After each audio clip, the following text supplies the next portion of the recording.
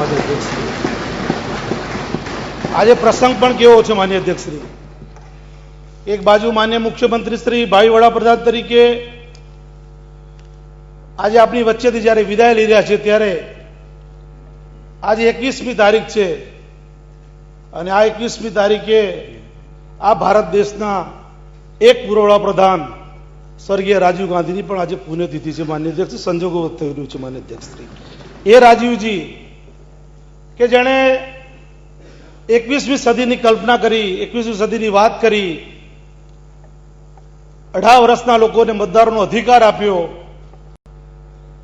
અને એ જે વાત માન્ય રાજીવજીએ કરી હતી આજે મીડિયા દ્વારા, સોશિયલ મીડિયા દ્વારા જે પ્રચાર થયો, 18 વર્ષના યુવાનોએ જે મતદાન કર્યું, જે શરૂઆત રાજીવજીએ આ દેશ માટે કરી હતી, આ દેશની 21મી સદી માટે કરી હતી, એનું ફળ રાજીવજીએ આપેલું જે સપનું હતું એનું ફળ માન્ય મુખ્યમંત્રી શ્રી નરેન્દ્રભાઈ મોદીને આજે મળી રહ્યું છે માન્ય અધ્યક્ષ. આજના પ્રસંગે હું માન્ય મુખ્યમંત્રી શ્રીને ખૂબ ખૂબ અભિનંદન આપું છું. 100% ગુજરાતી તરીકે આપણે સૌને ગૌરવ થાય, પણ વિશેષ ગૌરવ જે થશે એ માને થશે કે જે માના કોખમાં 9 મહિના સુધી રહ્યા હતા અને માનો પુત્ર આ દેશના સર્વોચ્ચ સ્થાને જઈ રહ્યો છે ત્યારે આજના પ્રસંગે માન્ય મુખ્યમંત્રી શ્રીના માતૃશ્રીને પણ હું લાખ લાખ અભિનંદન આપું છું, વંદન કરું છું. મુખ્યમંત્રી શ્રી માટે એવું કહેવાય, કાલે મેં એમને સાંભળતો હતો કે હાઉસમાં, વિધાનસભામાં પણ ધારાસભ્ય તરીકે વિધાનસભાના સભ્ય નહોતા, હાઉસ જોયું નહોતું, તેમ છતાં પણ મુખ્યમંત્રી તરીકે, બિરાજમાન તરીકે ગુજરાતમાં આવ્યા. સંસદ ભવન જેમણે જોયું નથી, સંસદ સભ્ય થયા નથી, તેમ છતાં પણ વડાપ્રધાન તરીકે આપ જઈ રહ્યા છો ત્યારે ગુજરાત માટે એક અનેરો પ્રસંગ છે કે આ રાજ્યના એક મુખ્યમંત્રી આ દેશના વડાપ્રધાન જ્યારે જવાના થઈ રહ્યા છે ત્યારે ફરી એક વખત હું મારા વતી ખૂબ ખૂબ અભિનંદન આપું છું. હું જ્યારે માન્ય મુખ્યમંત્રીશ્રીને પાર્ટી વતી રિસીવ કરવા હું જ્યારે નીચે ગયો ત્યારે લીપમાં મેં ખૂબ રમઝું વાત માન્ય મુખ્યમંત્રીશ્રી અને ભાઈ વડાપ્રધાનશ્રીને કરી કે હું વિચારતો હતો કે માન્ય મુખ્યમંત્રીશ્રી મારા પારિવારિક જ્યારે સંબંધો એમની સાથે છે, મારા કુટુંબમાં મારી મધર કે મારો ભાઈ કે મારી બહેનનું જો નામ કોંગ્રેસ પાર્ટીના બહુ લિમિટેડ નેતાઓને ખબર હશે, પણ અમારા મુખ્યમંત્રીશ્રીને એ ફેમિલી નામે મારા નામ ખબર છે. મારા એક પ્રસંગમાં એ પણ હાજર રહ્યા છે એટલે મેં એમને લીપમાં એક રમઝું કરી કે હું કાલ રાત્રે વિચારતો હતો માન્ય મુખ્યમંત્રીશ્રી કે આપ જ્યારે આ દેશના વડાપ્રધાન બનવા જઈ રહ્યા છો ત્યારે કોઈક પ્રસંગમાં, કોઈક સરકારી કાર્યક્રમમાં, કોઈક એવી જગ્યાએ આપ જ્યારે વડાપ્રધાન તરીકે એમને મળશો અને એમ કહેજો શૈલેષ કેમ છે, ત્યારે એનું ગૌરવ અમને બહુ વિશેષ હશે. એ જ અભ્યર્થના સાથે હું મારા વતી એમને ખૂબ ખૂબ અભિનંદન આપું છું. ખૂબ પ્રગતિ કરો અને દેશના જે મતદારોએ આપણી પર જે વિશ્વાસ મૂક્યો છે એ બિન રાજકીય રીતે આપણે વિશ્વાસને સંપન્ન કરીને મજબૂત ભારતનું નિર્માણ ડૉક્ટર મનમોહનસિંહજીએ, ઇન્દિરાજીએ અને રાજીવજીએ જે કર્યું હતું એ દિશા તરફ આપ દેશનું મજબૂત ભાવિ ઘડતર કરશો. એ જ અભ્યર્થના સાથે ફરી વખત આપને હું લાખ લાખ અભિનંદન આપું છું. માનનીય રાઘવજીભાઈ. માનનીય અધ્યક્ષશ્રી, ગુજરાતના એક સપૂત અને ગુજરાતના મુખ્યમંત્રી જ્યારે આ રાષ્ટ્રના વડાપ્રધાન બનવા જઈ રહ્યા છે ત્યારે આ સન્માનનીય સભાગૃહ ઉષ્માભરી વિદાય આપવા માટે અહીં મળ્યું છે ત્યારે એ વિદાયમાં મારો હું સૂર પુરાવું છું. માનનીય મુખ્યમંત્રીશ્રીને હું મારા હૃદયની શુભેચ્છાઓ અર્પું છું. માનનીય અધ્યક્ષશ્રી, આ ગરવી ગુજરાતની ધરતીએ આ રાષ્ટ્રને અને દુનિયાને અનેક મહાપુરુષોની ભેટ આપી છે. પરમ પૂજ્ય શ્રદ્ધેય મહાત્મા ગાંધીજી કે જેણે સત્ય અને અહિંસાના માધ્યમથી સત્યાગ્રહના સાધન વડે આ દેશને આઝાદ કર્યો, દેશ અને દુનિયામાં એક નવો ચીલો પ્રસ્થાપિત કર્યો. એ મહાત્મા ગાંધીજીની આ ભૂમિ છે. માનનીય અધ્યક્ષશ્રી, સરદાર વલ્લભભાઈ પટેલ કે જેણે મહાત્માજીની આગેવાની નીચે આ દેશને આઝાદ કરવામાં અવિરત શ્રમ કર્યો, દેશના નાયબ વડાપ્રધાન બની આ દેશને એક અને અખંડ બનાવ્યો, આ દેશને એક મજબૂત રાષ્ટ્ર બનાવવામાં મહત્વનું યોગદાન આપી ઇતિહાસમાં પોતાનું નામ સુવર્ણ અક્ષરે લખાવ્યું. માનનીય અધ્યક્ષશ્રી, આ ગુજરાતની એક ધરતી છે કે સ્વર્ગસ્થ વડાપ્રધાન મોરારજી દેસાઈએ એક સુશાસન અને મોંઘવારી હટાવી દેશને સારા વહીવટની પ્રતીતિ કરાવી. આ ગુજરાતની ધરતીમાંથી આજે જ્યારે આપણા સપૂત નરેન્દ્રભાઈ મોદી ગુજરાતના એક સપૂત તરીકે ભારતના વડાપ્રધાન બનવા માટે જઈ રહ્યા છે, ત્યારે સ્વાભાવિકપણે ગુજરાતી તરીકે અમને ગૌરવ હોય. અમે આશા રાખી કે નરેન્દ્રભાઈની આગેવાની નીચે દેશમાં મોંઘવારી નાબૂદ થશે, આતંકવાદ કાબૂમાં આવશે, બેરોજગારી દૂર થશે, સારો વહીવટ આપશે અને આ દેશના ઇતિહાસમાં નરેન્દ્રભાઈનું શાસન સુવર્ણ અક્ષરે લખાય અને ગુજરાતનું ગૌરવ વધે એવું શાસન નરેન્દ્રભાઈ કરશે એવી હું અપેક્ષા રાખું છું. ફરીથી નરેન્દ્રભાઈને મારી હૃદયપૂર્વકની શુભેચ્છાઓ આપું છું. તેઓ પોતાની કામગીરીમાં ખૂબ સફળ થાય, સિવાસ્તે પંથા પોતાનો રસ્તો સુખરૂપ નીવડે એવી ઈશ્વરને પ્રાર્થના સાથે વિરમું છું. અસ્તુ. માનનીય અમિતભાઈ.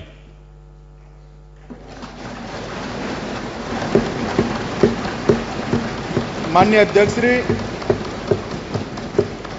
સર્વપ્રથમ તો આ સત્ર નું આહવાન કરવા માટે આપનો અને વિપક્ષના નેતા માન્ય શંકરસિંહજીનો સૌ સભાસદો વતી આ ઇનિશિયેટિવ માટે હું અભિનંદન આપવા માંગુ છું. માન્ય અધ્યક્ષશ્રી, આ એક ગૃહ માટે એક ઐતિહાસિક દિવસ છે. આ ગૃહના સદસ્ય અને રાજ્યના મુખ્યમંત્રી અહીંથી સીધા ભારતના વડાપ્રધાન પદ માટે પદનામિત થયા. માન્ય અધ્યક્ષશ્રી, એક ગુજરાતી જનમત પ્રાપ્ત કરીને પહેલી વાર દેશની લોકતંત્રના ઉત્સવની અંદર, ચૂંટણીની અંદર એમના નામની જાહેરાત થઈ. ભારતીય જનતા પાર્ટીએ એમને વડાપ્રધાન પદ માટેના ઉમેદવાર બનાવ્યા. એમના નેતૃત્વમાં ચૂંટણી લડાઈ અને લગભગ કાશ્મીરથી કન્યાકુમારીને આસામથી દ્વારકા સુધીના સમગ્ર દેશે એક ગુજરાતના પનોતા પુત્રને સમર્થન આપ્યું.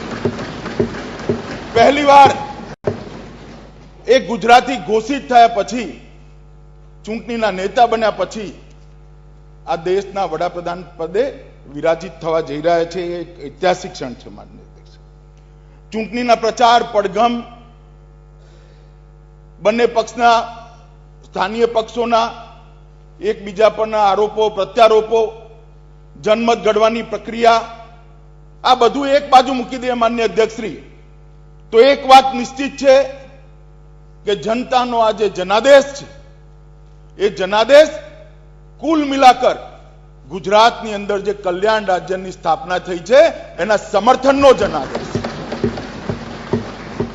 ગુજરાતની અંદર જે રીતે માન્ય નરેન્દ્રભાઈના નેતૃત્વમાં શાસન ચાલ્યું, 12 વર્ષ સુધી અવિરત એક વિકાસનો યજ્ઞ ચાલ્યો.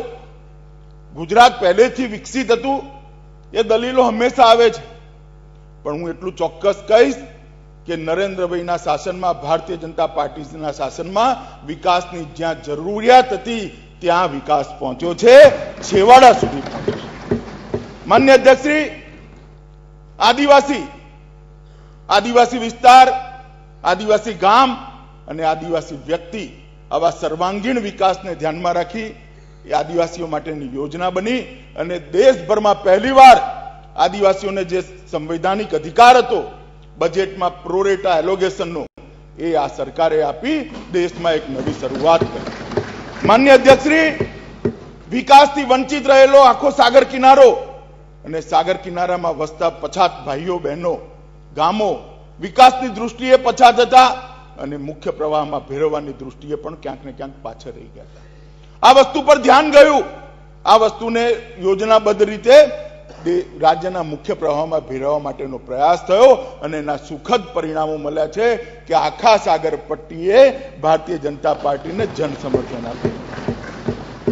આ રાજ્યના દલિતને પણ પ્રયત્નપૂર્વક મુખ્ય ધારામાં લાવવાનો પ્રયાસ કર્યો, એને સન્માન મળે, એની સાથે વર્ષોથી થયેલા અન્યાયનું પરિમાર્જન થાય અને સમાજની અંદર એક રસ થઈ એક સમરસ સમાજની રચના થાય એ માટેનો પ્રયાસ થયો. અને હું માનું છું કે સફળ પ્રયાસ છે અને પરિણામલક્ષી પ્રયાસ થયો છે. એનું પણ કારણ છે આ જનમત પ્રાપ્ત થયો છે. માન્ય અધ્યક્ષ, ગામડું, ખેતી, શિક્ષણ અને આરોગ્ય, આ 4 વિષયો પર આ રાજ્ય સરકારે 12 વર્ષની અંદર વિશેષ ભાર મૂક્યો છે. ગુજરાત દેશનું પહેલું એવું રાજ્ય બન્યું જ્યાં આગળ દરેક ગામની અંદર 24 કલાક 3 ફેઝ અનઇન્ટરપ્ટ વીજળી પહોંચે. ગુજરાત દેશનું પહેલું એવું રાજ્ય બન્યું જ્યાં દરેક ગામની અંદર જેટલા શાળાના ઓરડા હતા એટલા શિક્ષકો ગરીબના બાળકને ભણાવવા માટે.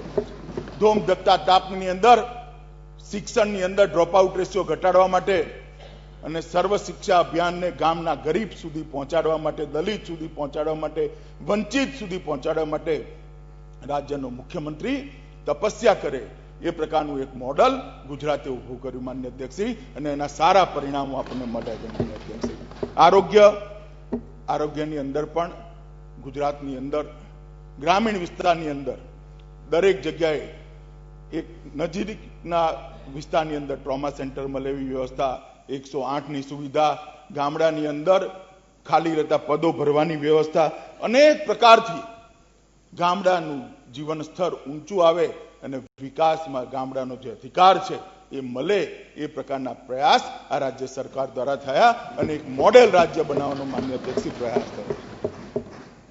કદાચ દેશમાં કોઈ એવું રાજ્ય હશે જેના રાજ્યમાં 14 વર્ષની અંદર 12 વર્ષની અંદર 1 કલાક પણ કરફ્યુ કોઈ પોલીસ સ્ટેશનમાં નહીં. ઔદ્યોગિક શાંતિની વાત હોય કે કાયદો અને વ્યવસ્થાની વાત હોય, મહિલાઓની સુરક્ષાની વાત હોય કે દલિત અને પીછડા વર્ગના સુરક્ષાની વાત હોય, દરેક ક્ષેત્રની અંદર ભારતીય જનતા પાર્ટીની આ મોદી સરકારે માનનીય અધ્યક્ષશ્રી એક સુરક્ષાનો ભાવ, એક અભયનો ભાવ 6 કરોડ ગુજરાતીઓમાં કરવાનો કહ્યો હતો, પ્રયાસ કર્યો હતો. એનું પરિણામ છે સમગ્ર દેશની અંદર. માન્ય અધ્યક્ષશ્રી, રાજ્યનું કદાચ બધાને થાય, મેં ભારતીય જનતા પાર્ટીના મહામંત્રી તરીકે દેશના ઘણા બધા ભાગોમાં પ્રવાસ કર્યો છે, ઘણા બધા લોકો જોડે સંવાદ થયો છે. એક આશ્ચર્યજનક વાત એ સામે આવી છે માન્ય અધ્યક્ષશ્રી કે ગુજરાતની અંદર દેશનો કોઈ હિસ્સો એવો બાકી નહીં હોય જ્યાંથી ગરીબ યુવાન રોજગારી માટે ગુજરાતની અંદર આવ્યો ના હોય. જે યુવાન દેશભરમાંથી ગુજરાતની અંદર રોજગારી માટે આવ્યો, અહીંયા વસ્યો, રોજગારી મેળવી અને ગુજરાત જોઈને પાછો જ્યારે એના પ્રદેશમાં ગયો ત્યારે ગુજરાતનો રાજદૂત બનીને ગયો છે. આ સરકારની સુવાસ ફેલાવતો ગયો અને એના પરિણામ સ્વરૂપે સમગ્ર દેશની અંદર ગુજરાતના આ શાસન માટે એક કૌતુક પણ જાગ્યું અને વિશ્વાસ પણ ઉભો થયો. જેમ જેમ જેમ પરિચય ઉભો થયો, જનતા જે વિશ્વાસ ગુમાવી બેઠી હતી કે બહુ પક્ષીય લોકશાહી વ્યવસ્થાની અંદર આ દેશની અંદર જેની કલ્પના કરી હતી સંવિધાનના નિર્માતાઓએ, એ કલ્યાણ રાજ્ય શક્ય છે કે નહીં, એક આશા ગુમાવી બેઠી હતી દેશની જનતા. ઘોર નિરાશામાં જીવતી હતી કે આ દેશમાં બહુપક્ષીય લોકશાહી વ્યવસ્થાથી કોઈ દિવસ કલ્યાણ રાજ્યની રચના ના થાય. એની અંદર નરેન્દ્ર મોદી નામના એક વ્યક્તિએ આશાનો સંચાર કર્યો અને આશા જ માન્ય અધ્યક્ષજી, એ આશા જ આજે વિશ્વાસમાં પરિણમી છે અને વિશ્વાસ જનમતની અંદર પરિવર્તન થઈને નરેન્દ્રભાઈને દેશના પ્રધાનમંત્રી પદે પદનામિત કરવા સુધી પહોંચે. એક વ્યક્તિ તરીકે પણ એક વ્યક્તિ ગરીબના ઘરમાં જન્મી, સામાન્ય પરિવારમાં જન્મીને 40 વર્ષ સુધી એક નિષ્કલંક જાહેર જીવનના કાર્યકર્તા તરીકેનું જીવન કઈ રીતે જીવાઈ શકાય એનું એક આદર્શ ઉદાહરણ નરેન્દ્રભાઈએ પૂરું પાડ્યું છે. એવું એક વ્યક્તિત્વ દેશની સામે ઉભરીને આવ્યું માન્ય અધ્યક્ષશ્રી કે જેને નીચેથી આવવાના લીધે 40 વર્ષ સુધી સતત સંઘર્ષ કરવાના લીધે દેશની સમસ્યાઓની જાણકારી છે, દેશની સમસ્યાઓનો પરિચય છે. દેશની સમસ્યા એમને ચોપડીઓમાંથી નથી વાંચવાની, કોઈ વિશેષજ્ઞોના એનાલિસિસમાંથી નથી તારવવાની. દેશની સમસ્યાઓની વચ્ચે લડતા આખડતા જીવતા આ માણસ આ જગ્યા સુધી પહોંચ્યો છે માન્ય અધ્યક્ષજી, એટલે એને સમસ્યાની જાણકારી છે. એનામાં આ દેશની સમસ્યાના નિવારણનું કૌવત પણ છે માન્ય અધ્યક્ષ, કારણ કે સમસ્યાની વચ્ચેથી આગળ આવેલો માણસ છે, એના નિરાકરણની સાહજિક સમજ એની અંદર અનુભવના કારણે આવેલી છે માન્ય અધ્યક્ષજી. અને સૌથી અગત્યની વાત માન્ય અધ્યક્ષજી, એ કૌવતના આધારે જે યોજના બને છે એ યોજનાના દ્રઢ અમલીકરણ માટેની રાજકીય ઈચ્છા શક્તિ ધરાવતો એ આ વ્યક્તિ દેશના વડાપ્રધાન પદે માન્ય અધ્યક્ષશ્રી બેસવાથી ગયો છે. માન્ય અધ્યક્ષશ્રી, દેશના બહુ વર્ષ પછી મને એક વ્યક્તિએ વાતમાં કહ્યું, ઘણા વર્ષો પછી દેશ પોતાની ભાષા બોલતો વડાપ્રધાન જોશે. માન્ય અધ્યક્ષશ્રી, આ એક પોતાની જાતમાં બહુ મોટી વસ્તુ છે. મને વિશ્વાસ છે માન્ય અધ્યક્ષશ્રી કે આ ગુજરાત વિધાનસભાનો આજે પ્રતિનિધિ તરીકે એક વ્યક્તિ જે 1 નંબરની સીટ પર બેઠી છે એ દેશના પદનામિત વડાપ્રધાન છે. 26મી તારીખે સાંજે 6 વાગે દેશના વડાપ્રધાન થશે. આ ગૃહના બધા સભ્યોનો વિશ્વાસ છે માન્ય અધ્યક્ષશ્રી કે દેશની સામે જે વિકરાળ સમસ્યાઓ અત્યારે ઊભી છે એનું સમાધાન આ વ્યક્તિ નિશ્ચિત લાવી શકશે. અને દેશની અંદર ભલે મોડું થયું પણ 21મી સદીની શરૂઆત મોડી પણ થશે અને 21મી સદીનું નેતૃત્વ દુનિયામાં ભારત વર્ષ કરે એ પ્રકારના એક રસ્તાનું નિર્માણ આ વ્યક્તિ દ્વારા થવાનું છે. માન્ય અધ્યક્ષશ્રી, રાજ્યના મુખ્યમંત્રી રહેવાના લીધે રાજ્ય અને કેન્દ્રના સંબંધોનો પણ સારો નરસો, કડવો મીઠો દરેક પ્રકારનો અનુભવ માન્ય નરેન્દ્રભાઈને છે. મને શ્રદ્ધા છે કે એક રાજ્યનો મુખ્યમંત્રી જ્યારે દેશના વડાપ્રધાન બને ત્યારે નિશ્ચિત રૂપે સંઘીય ઢાંચો મજબૂત થશે, ફેડરલ સ્ટ્રક્ચર પણ મજબૂત થવાનું છે માન્ય અધ્યક્ષશ્રી. અને દેશના ફેડરલ સ્ટ્રક્ચરને એક નવા પ્રકારના અભિગમની જાણકારી મળવાની છે. ટીમ ઇન્ડિયાની કલ્પના જે નરેન્દ્રભાઈએ દેશની સામે મૂકી છે એ ટીમ ઇન્ડિયાની કલ્પના જ્યારે ચરિતાર્થ થશે ત્યારે રાજ્ય અને સંઘીય ઢાંચો મતલબ રાજ્ય અને સંઘ બંને ભેગા થઈને કઈ રીતે દેશને સ્વર્ણિમ ભવિષ્યમાં લઈ જઈ શકે એનું એક આદર્શ મોડેલ ઊભું કરવાનો પ્રયાસ નિશ્ચિત રૂપમાં આવનારા દિવસોની અંદર થવાનો છે. દેશની જનતાએ ગુજરાતીની અંદર વિશ્વાસ મૂક્યો છે, ગુજરાતના એક પનોતા પુત્રની અંદર વિશ્વાસ મૂક્યો છે અને જ્યારે દેશે ગુજરાતીમાં વિશ્વાસ મૂક્યો છે ત્યારે ગુજરાતી એને પૂરો કરવાનો એ આ દેશની અંદર મહાત્મા ગાંધી હોય, સરદાર પટેલ હોય કે મોરારજીભાઈ હોય, રાષ્ટ્રીય રાજનીતિની અંદર દેશના ગુજરાતીને જે રોલ મળ્યો એ રોલ એમને એ રીતે ભજવ્યો છે, પોતાના કામ એ રીતે કર્યા છે કે હંમેશા ગુજરાતનું માથું ઊંચું રહ્યું છે. અને હું માનું છું કે આ ત્રણેય મહાનુભાવો પછી નરેન્દ્રભાઈની રાષ્ટ્રીય રાજનીતિની અંદર આજે જે જગ્યા બની છે અને દેશના વડાપ્રધાન બનવા જઈ રહ્યા છે ત્યારે સમગ્ર ગુજરાત એ વાત પર ગૌરવ કરી શકે એ રીતની કામગીરી આવનારા દિવસોમાં જોવા મળશે. અને દેશ એક નિશ્ચિત રૂપે આવનારા 5 વર્ષ પછી વિશ્વાસપૂર્વક કહી શકશે કે ગુજરાતી પર મૂકેલો વિશ્વાસ ક્યારેય અરે નથી જતો. એનું એ જે વિશ્વાસ મૂક્યો છે અને જે દાયિત્વ સોંપ્યું છે એના નિર્વહન માટે ગુજરાતી હંમેશા જે રીતે કટિબદ્ધ હોય છે, નરેન્દ્રભાઈ પણ આવનારા દિવસોની અંદર આ દેશની અંદર આટલા મોટા દેશની અંદર અનેક પ્રકારની સમસ્યાઓ, અનેક પ્રકારની વિકરાળ સમસ્યાઓથી ઘેરાયેલા દેશની અંદર એક દ્રઢતાપૂર્વક રસ્તો કાઢીને દેશને વિશ્વગુરુના સ્થાન પર બેસાડવામાં આપણે નિશ્ચિત સફળ થઈશું. હું મારી રીતે વ્યક્તિ તરીકે પણ અને સમગ્ર ગૃહના બધા સભ્યો તરફથી, કારણ કે બધા તો બોલી નહીં શકે, નરેન્દ્રભાઈને ખૂબ શુભકામનાઓ આપું છું કે આપ આ દેશને આઝાદીના આટલા વર્ષો પછી પહેલીવાર આઝાદીના આટલા વર્ષો પછી એક આટલો મોટો જનાદેશ મળ્યો છે અને એક પૂર્ણ બહુમતવાળી સરકાર મળી છે ત્યારે ચોક્કસ દેશ ઉજ્જવળ ભવિષ્યની આશા રાખે છે. અને આપ પણ પરિશ્રમની પરાકાષ્ઠા અનેક વાર કરીને જનતાને જ્યાં આપને મોકો પણ મળ્યો જનતાને એનો પરિચય કરાવ્યો છે. આવનારા દિવસોની અંદર પણ દેશનો વિશ્વાસ સુપેરે આપ પાર પાડો એવી શુભેચ્છાઓ, અને આપના રાજ્યની અંદર જ વડાપ્રધાન પદની અંદર જ દેશ સલામત બને, દેશ સમૃદ્ધ બને અને દેશના સંસ્કાર પણ વિશ્વની અંદર ઉજ્જવળ બને એવી આશાઓ અને અપેક્ષાઓ સાથે મારી વાત પૂરી કરું છું.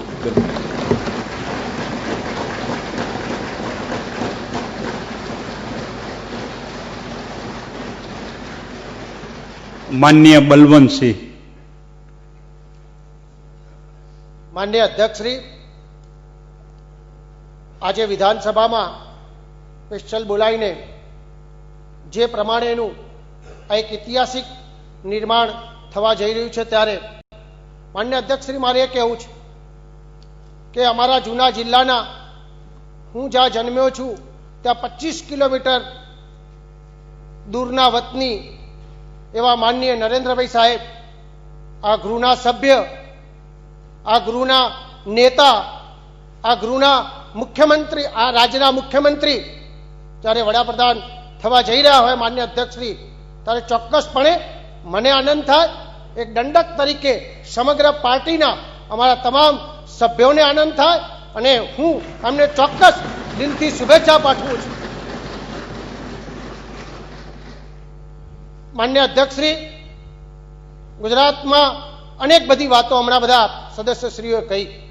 હું એટલું ચોક્કસપણે કહી શકીશ કે ગુજરાતમાં જે રીતેનો પરિસ્થિતિનું નિર્માણ થયું છે માન્ય અધ્યક્ષશ્રી, એ આજ કોઈ રાજનીતિની વાત કરવાનો દિવસ નથી માન્ય અધ્યક્ષશ્રી, પણ ચોક્કસ કહીશ કે ગુજરાતના એક પ્રતિનિધિ તરીકે, જ્યારે એક વડાપ્રધાન તરીકે તો આગળ જ્યારે બેસવા જઈ રહ્યા હોય ત્યારે ચોક્કસ એક ગુજરાત, ઉત્તર ગુજરાતના તરીકે મને શુભકામનાઓ આપવાનું મન થાય માન્ય અધ્યક્ષશ્રી.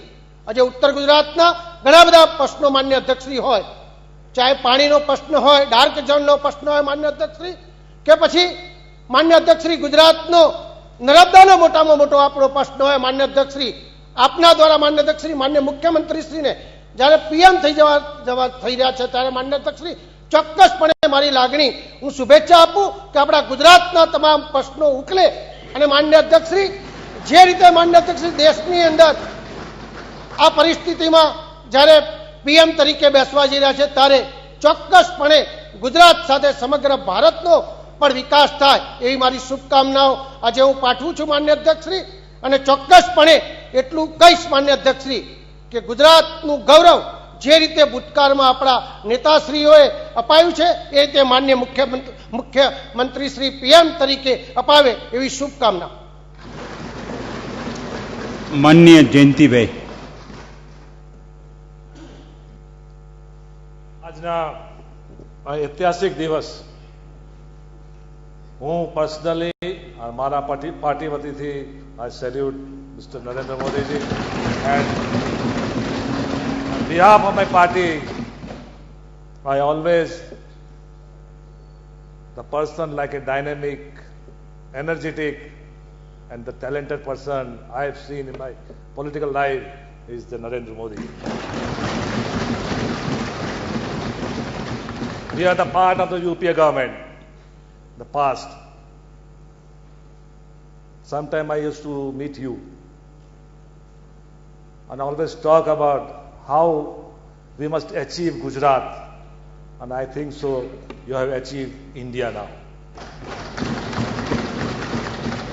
On behalf of my party, my senior leader Mr. Praful Patel told me today, go and personally greet my friend, respected Mr. Narendra Modi ji, and I think so. We all are with you in the development of our country and development of the Gujarat.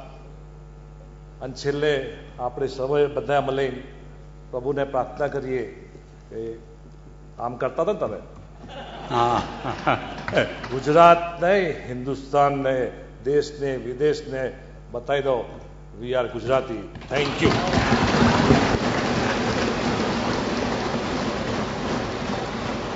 માનનીય Nitinbhai, 5 minute છો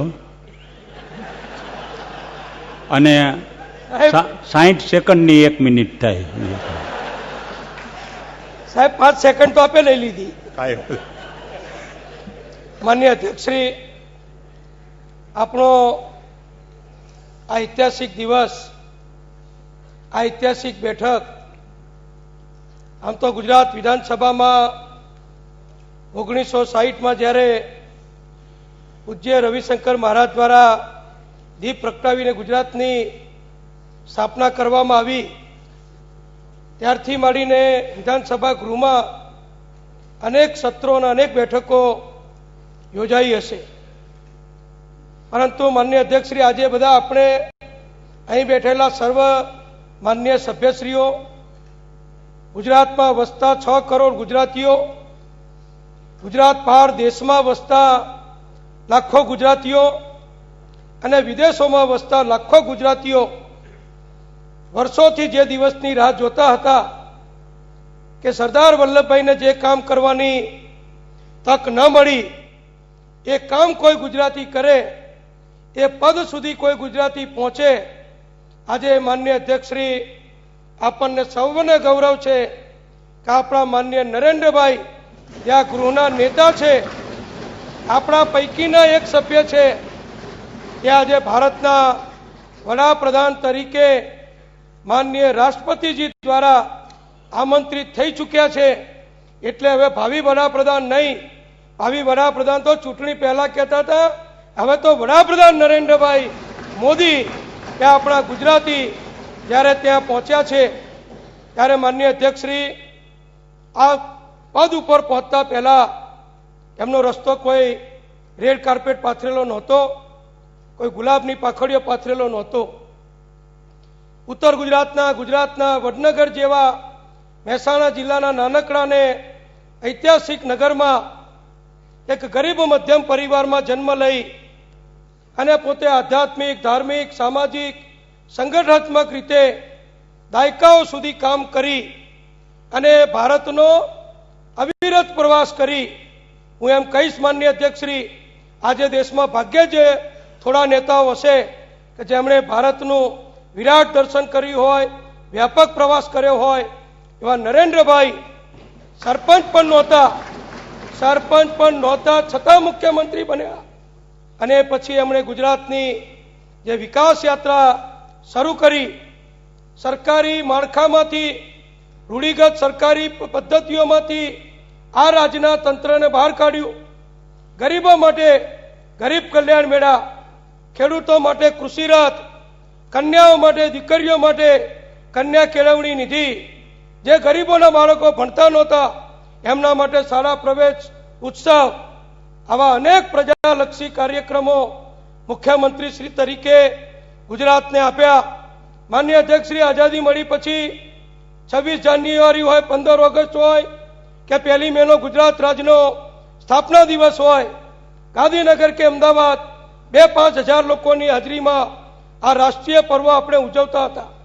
માનનીય નરેન્દ્રભાઈએ વિશાળ દ્રષ્ટિથી આયોજન કરી અને ગુજરાતને, દરેક જિલ્લાના નાગરિકોને, યુવાનોને, વિદ્યાર્થીઓને આ રાષ્ટ્રીય પર્વનો લાભ લેવાની તક મળે એ માટે 26 જાન્યુઆરી, 15 ઓગસ્ટ અને 1 મેની ઉજવણી સમગ્ર રાજ્યમાં શરૂ કરી અને એક એવી રાષ્ટ્રીય ભાવનાને, તહેવારોને, રાષ્ટ્રીય પર્વોને મજબૂત બનાવ્યા કે દરેક નાગરિકને એમ લાગે કે આ 26 જાન્યુઆરી એ મારા દેશની છે, 15 ઓગસ્ટ મારી છે, ગુજરાતનો સ્થાપના દિવસ 1 મે એ મારો દિવસ છે. માનનીય અધ્યક્ષશ્રી, નરેન્દ્રભાઈ અનેક સંઘર્ષો, અનેક યાતનાઓ વેઠી છે. મુખ્યમંત્રી બન્યા એ જ વખતે કચ્છનો અને ગુજરાતનો મહાભયાનક ધરતીકંપ, એ પછી તરત જ નરેન્દ્રભાઈ મુખ્યમંત્રી બન્યા અને એમણે કુશળતાબદ્ધ, આયોજનબદ્ધ રીતે અને જે વહીવટી દીર્ઘદ્રષ્ટિથી કામો અને આયોજનો શરૂ કર્યા. વાઇબ્રન્ટ ગુજરાત હોય, ગુજરાતમાં મૂડીરોકાણ લાવવાનું હોય, ગુજરાતની નર્મદા યોજનાને આગળ વધારવાની હોય.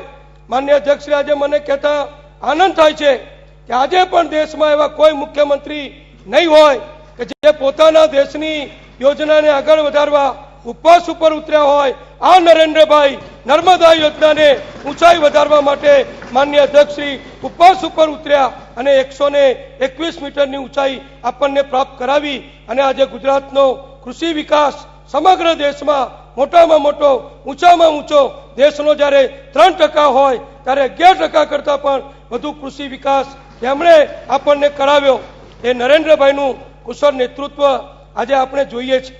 માન્ય અધ્યક્ષશ્રી, વડાપ્રધાન થાય નરેન્દ્રભાઈ એટલે ગુજરાતમાં ખાલીપો આપણને લાગવાનો છે, પણ મને ને આપણને સૌને વિશ્વાસ છે કે નરેન્દ્રભાઈનું નેતૃત્વ ભારત જેવા વિશાળ 125 કરોડની વસ્તી ધરાવતા દેશને જ્યારે મળ્યું છે ત્યારે ગુજરાત પ્રત્યે એમની લાગણી, એમની ભાવના અને ગુજરાત પ્રત્યેની એમની જે ઉચ્ચ કક્ષાની માર્ગદર્શન આપવાની પદ્ધતિ છે એનો લાભ ગુજરાતને જરૂરથી મળવાનો છે. અને ગુજરાત જે રીતે નરેન્દ્રભાઈ ચૂંટણી પહેલા અમે કહેતા હતા કે ગુજરાત દેશનું ગ્રોથ એન્જિન છે, હવે અમે એમ કહીશું કે દુનિયાનું ગ્રોથ એન્જિન ભારતને બનાવવા માટે નરેન્દ્રભાઈ 5 વર્ષમાં આયોજનો કરશે અને ગરીબી, બેરોજગારી, ભ્રષ્ટાચાર જેવા જે દેશને ગંભીર રોગ લાગુ પડ્યા છે એમાંથી મુક્ત કરાવવા અને ગુજરાતીઓ કે ભારતીયોને જે ગૌરવ, સન્માન દુનિયામાં નહોતું મળતું, નાના નાના દેશો આપણી સામે ગુરક્યા કરતા હતા, એ બધું બંધ થાય અને ભારતીયો સમગ્ર વિશ્વની અંદર એક ભારતવાસી તરીકે સન્માન અને ગૌરવપૂર્વક આખી દુનિયામાં પાસપોર્ટ લઈને જાય અને સામેના ટેબલ ઉપર મૂકે અને ભારતીય હોય એટલે એને સન્માનભેર માન મળે એવું આયોજન નરેન્દ્રભાઈના નેતૃત્વમાં જ્યારે થવાનું છે ત્યારે આપણે સૌ આપણા ગૃહના નેતા, આપણા સભ્ય,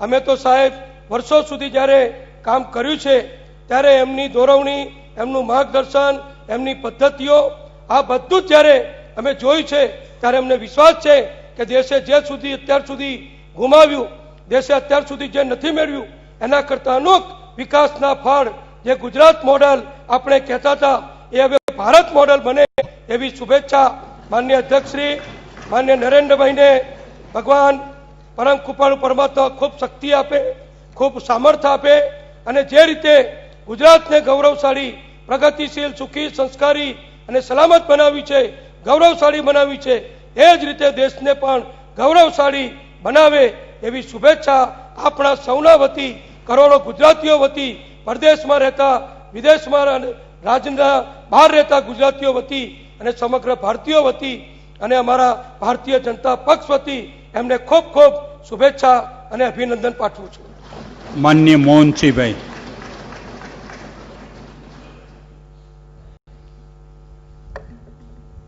આદરણીય વિધાનસભાના માન્ય અધ્યક્ષશ્રી, ખાસ વિધાનસભા બોલાવી છે તે પ્રસંગે મારી તો એટલી જ લાગણી છે કે હિન્દુસ્તાનની ધરતી ઉપર જેમ એક વાલિયો લૂંટારો હતો, એ વાલિયા લૂંટારાએ ખૂન કરીને એના કુટુંબને જીવડાવતા હતા, પણ નારદ ઋષિ જ્યારે એમને મળ્યા અને નારદ ઋષિ મળ્યા પછી એમને કીધું કે આ તું ખૂન કરે છે, જે પાપ કરે છે એમાં ઘરવાળાનો બધાનો ભાગ છે. ઘરવાળાને પૂછ્યું ત્યારે કીધું તું ક્યાંથી લૂંટીને લાવે છે મેં જાણતો નથી. એટલે એક જ જગ્યાએ એમને બેસવા કીધું. આખરે એ વાલિયો લૂંટારો વાલ્મીક ઋષિ બની ગયો ને જેમ આપણું વાંધો નહીં, આગળ હલાવો ને બીજો ભાગ. નહીં, એમ જેમ મહાભારત કે રામાયણની રચના કરી અને સમગ્ર હિન્દુસ્તાનની ધરતી પર વાલ્મીક ઋષિ બની ગયા, તેમ માન્ય નરેન્દ્રભાઈ મોદી સાહેબ પણ 12 વર્ષ સુધી ગુજરાતના મુખ્યમંત્રી પદે રહીને એમ તો ગુજરાતની ધરતી આદરણીય સ્વર્ગસ્થ માન્ય મોરારજીભાઈ, માન્ય ગુલઝારીલાલ નંદા એવા અનેક મહાપુરુષો, સ્વર્ગસ્થ ગાંધી બાપુ, સરદાર વલ્લભભાઈ પટેલ, ગુજરાતની ધરતી સમગ્ર હિન્દુસ્તાનમાં પ્રખ્યાત છે. તે રીતે માન્ય નરેન્દ્રભાઈ પણ સમગ્ર ગુજરાતના અને હિન્દુસ્તાનના અનેક રાજ્યોમાં 288 ટોટલ 306 જેટલી બેઠકો મેળવીને એ ભારતના વડાપ્રધાન પદના પહેલા તો ઉમેદવાર હતા, પણ હવે વડાપ્રધાન બનવા અને સોગંદવિધિ લેવા જઈ રહ્યા છે, ત્યારે મારી તો એટલી જ લાગણી છે કે અનેક પ્રશ્નો હતા, એ પ્રશ્નોને નિરાકરણ કરવા માટે ગુજરાતના 6 કરોડ 3 લાખ જેટલા લોકો, એમાં શિડ્યુલ કાસ્ટ હોય, શિડ્યુલ ટ્રાઇબ હોય, બક્ષીપંચના લોકો હોય, એ તમામ પ્રશ્નોને વાચા આપવા માટે, દુનિયામાં કાળું નાણું છે તે પાછું લાવવા માટે, મોંઘવારીનો પ્રશ્ન હોય, શિક્ષિત બેકારોનો પ્રશ્ન હોય, એવા અનેક પ્રશ્નોને સોલ્વ કરવા માટે ભગવાન માન્ય નરેન્દ્રભાઈને ખૂબ શક્તિ ફાલમ ફૂલાને તુંબમ તુંબા બનાવવા દેશને એ શક્તિ આપે એવી પ્રાર્થના સાથે મારી વાત પૂરી કરું છું. જય હિન્દ. બેન શ્રી આનંદીબેન.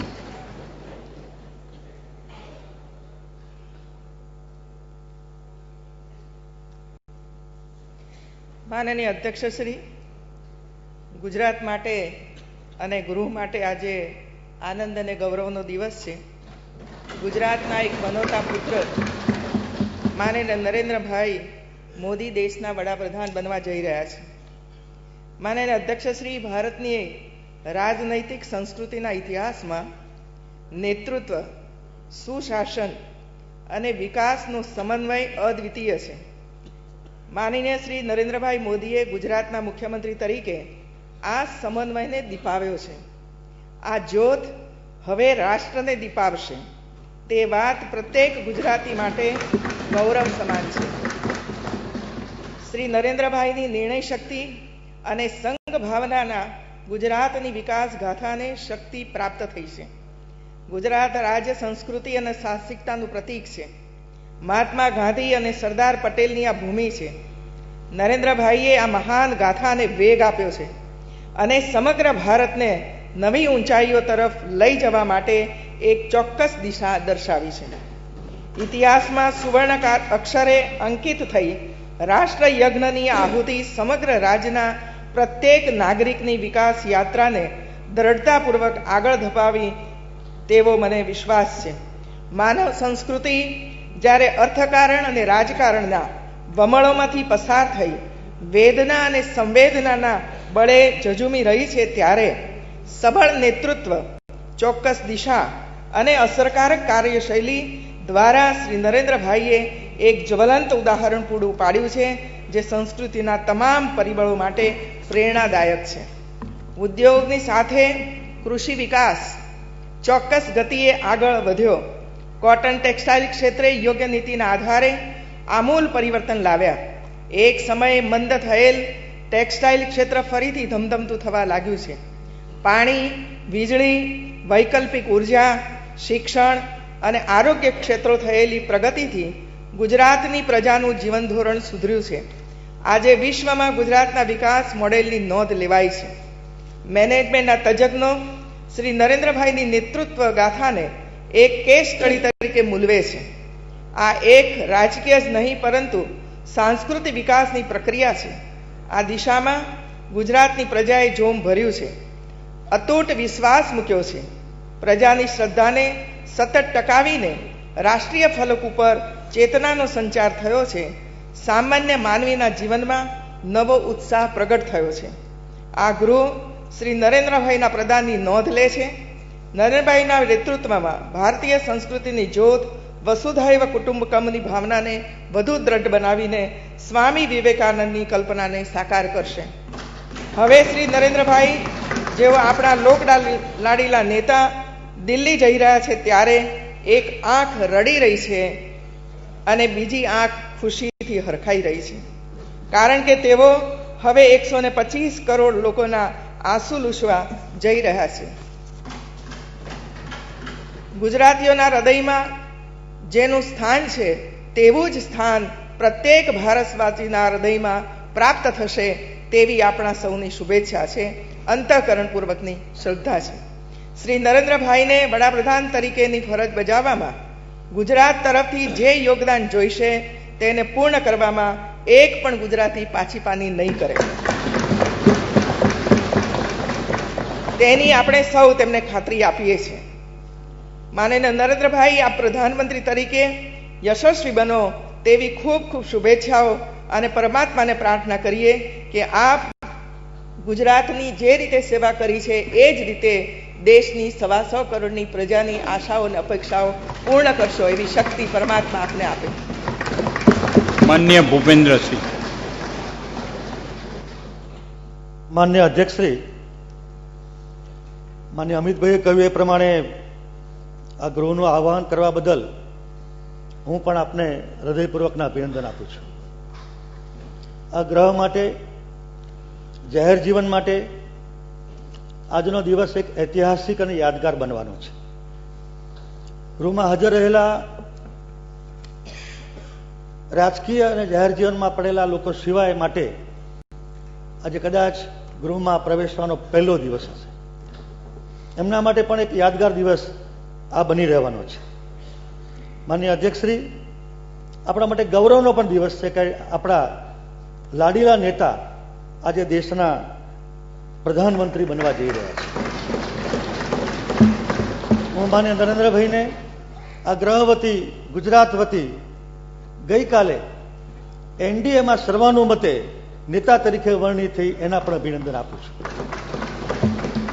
અને આપે એના જવાબમાં જે વિરાટ પુરુષના દર્શન કરાવ્યા, એક સંવેદનશીલ નેતાના દર્શન કરાવ્યા આ દેશના લોકોને, એના માટે પણ આપે ટીકાકારોને પણ પોતાના બનાવ્યા છે એવું દ્રશ્ય માન્ય અધ્યક્ષશ્રી ગઈકાલે જોવા મળ્યું છે. આપે પરિશ્રમની પરાકાષ્ઠા કરી છે. વિકાસના કામો દ્વારા વિકાસ પુરુષનું બિરુદ પ્રાપ્ત કર્યું છે. એટલે મને કહેવાનું મન થાય માન્ય અધ્યક્ષશ્રી કે આપણું ઊંચું લક્ષ્યની સ્પષ્ટતા, ઇનોવેશન, કામમાં ચીવટ, 24 કલાકની સક્રિયતા, આપ ટેકનોક્રેટ છો, હંમેશ અપડેટ રહ્યા છો, નિર્ણયમાં અડગ રહ્યા છો. હતાશા, નિરાશા અને આશા અને સપનામાં ફેરવવાની આપણામાં જે આવડત અને દ્રઢ નિર્ણય શક્તિ રહી છે માનનીય અધ્યક્ષશ્રી, એની પણ ગુજરાતે અને વિશ્વએ નોંધ લીધી છે. ગુજરાતી તરીકે આપણને બધાને આજે એવું ગૌરવ અને અભિમાન થાય છે કે પહેલા ગુજરાતી ગાંધીજી, બીજા ગુજરાતી સરદાર સાહેબ, બીજા 2 ગુજરાતી દાદા સાહેબ નવરોજી અને ધીરુભાઈ અંબાણી, અને પછીના ચોથા, 5મા ગુજરાતી એટલે નરેન્દ્રભાઈ મોદી. આપ હજાર નહીં લાખો કાર્યકર્તાઓના માર્ગદર્શક અને પ્રેરણા સ્ત્રોત બન્યા છો. અમે એ દ્રશ્યોના સાક્ષી છીએ માનનીય અધ્યક્ષશ્રી. આપને જોવા, સાંભળવા દેશના ખૂણા ખૂણામાંથી 40-45 ડિગ્રી તાપમાં ગરીબ, તવંગર રાહ જોતા, અને તક મળે તો હાથ મિલાવવા, ફોટા પડાવવા, આવા દ્રશ્યો અમે ક્યારેય ભૂલીશું નહીં. ગાંધીજી પછી કદાચ કોઈ નેતા માટે આવું દ્રશ્ય દેશના લોકોએ જોયું હોય તો એ માન્ય નરેન્દ્રભાઈ માટે છે. મારા બધા સાથીઓએ માન્ય અધ્યક્ષશ્રી નરેન્દ્રભાઈની ખૂબ મોટી મોટી વાતો કરી છે. મારે નાની નાની વાત કરવી છે. મેં નરેન્દ્રભાઈને 70ના દાયકાથી ધોળકાની બાલભરત શાખામાં મેં જોયા છે. ધોળકામાં એમનું કેન્દ્ર રહેતું હતું. જિલ્લા કેન્દ્રમાં જ્યારે માન્ય અધ્યક્ષશ્રી માન્ય નરેન્દ્રભાઈ આવે એ વખતે 10x4ની એક કોટડી, એક રૂમ આપણે કહીએ, એમાં માન્ય અધ્યક્ષશ્રી એ 4 વર્ષ સુધી ત્યાં રહ્યા છે. રાત્રે ઉનાળામાં સૂતા હોય એ વખતે ઊંઘમાં એમની એડીનો પાછળનો ભાગ એ પતરામાં છોલાઈ જાય અને લોહી નીકળે. અમે સવારમાં બેઠકમાં જઈએ, આપ અમને એ વખતે સંગઠનના પાઠ ભણાવતા હતા, રાષ્ટ્રભક્તિના પાઠ ભણાવતા હતા. અમે ધ્યાન દોરીએ કે સાહેબ, માન્ય નરેન્દ્રભાઈ લોહી નીકળ્યું છે. હા હા, મેં પાટો બાંધ્યો છે. અને પાટો બાંધીને પાછા અમને પાઠ ભણાવવા શરૂ થઈ જાય. અને પછી એમના પ્રવાસમાં માન્ય અધ્યક્ષશ્રી એવા નરેન્દ્રભાઈને મેં જોયા છે. ઓટીસીમાં જોયા છે, અભ્યાસ વર્ગમાં જોયા છે. માન્ય શંકરસિંહજી, 1979 મહાગુજરાત ક્ષત્રિય સંઘનું અધિવેશન, એમાં પણ માનનીય નરેન્દ્રભાઈએ આપણને માર્ગદર્શન આપ્યું છે એના પણ અમે બધા સાક્ષી રહ્યા છીએ. માનનીય અધ્યક્ષશ્રી, આપના સમયમાં જે કંઈ વિકાસની વાતો થઈ છે મારા મિત્રોએ કરી છે. આપે ગુજરાતનું ગૌરવ વધાર્યું છે. આપે એક ગુજરાતી તરીકે પણ અમને સૌને માન અપાયું છે. આપે ગુજરાતને નામ અપાયું અને ગુજરાતીને માન અપાયું છે. કોઈ પણ ગુજરાતી આજે ગુજરાત બહાર જાય, ધાર્મિક કામે જાય, સામાજિક કામે જાય, શૈક્ષણિક કામે જાય અને કોઈ પૂછે, ધર્મશાળામાં પૂછે, ટેક્સી ડ્રાઈવર પૂછે, રિક્ષાવાળો પૂછે, એરપોર્ટ પર પૂછે, રેલવે સ્ટેશન પર પૂછે, આપ ગુજરાત से आए हैं? તો સાહેબ મને જોવાની સામા માણસની દ્રષ્ટિ બદલાઈ જતી હતી. હા, આપ મોદી કે ગુજરાત से हैं. માનનીય અધ્યક્ષશ્રી, આ પ્રકારનું માન ભૂતકાળમાં ક્યારે કદાચ ગુજરાતી તરીકે અમને મળ્યું જ નથી.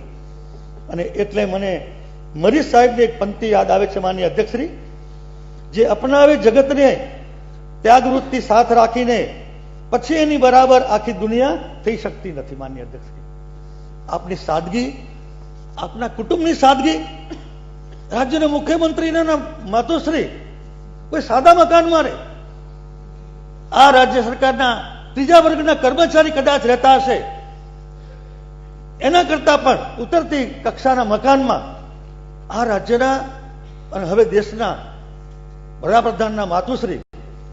માનનીય અધ્યક્ષશ્રી, અમે બધાએ આ ચૂંટણીના દિવસે જોયું કે સાહેબના માતુશ્રી હીરાબા, પૂજ્ય હીરાબા રિક્ષામાં મતદાન કરવા ગયા.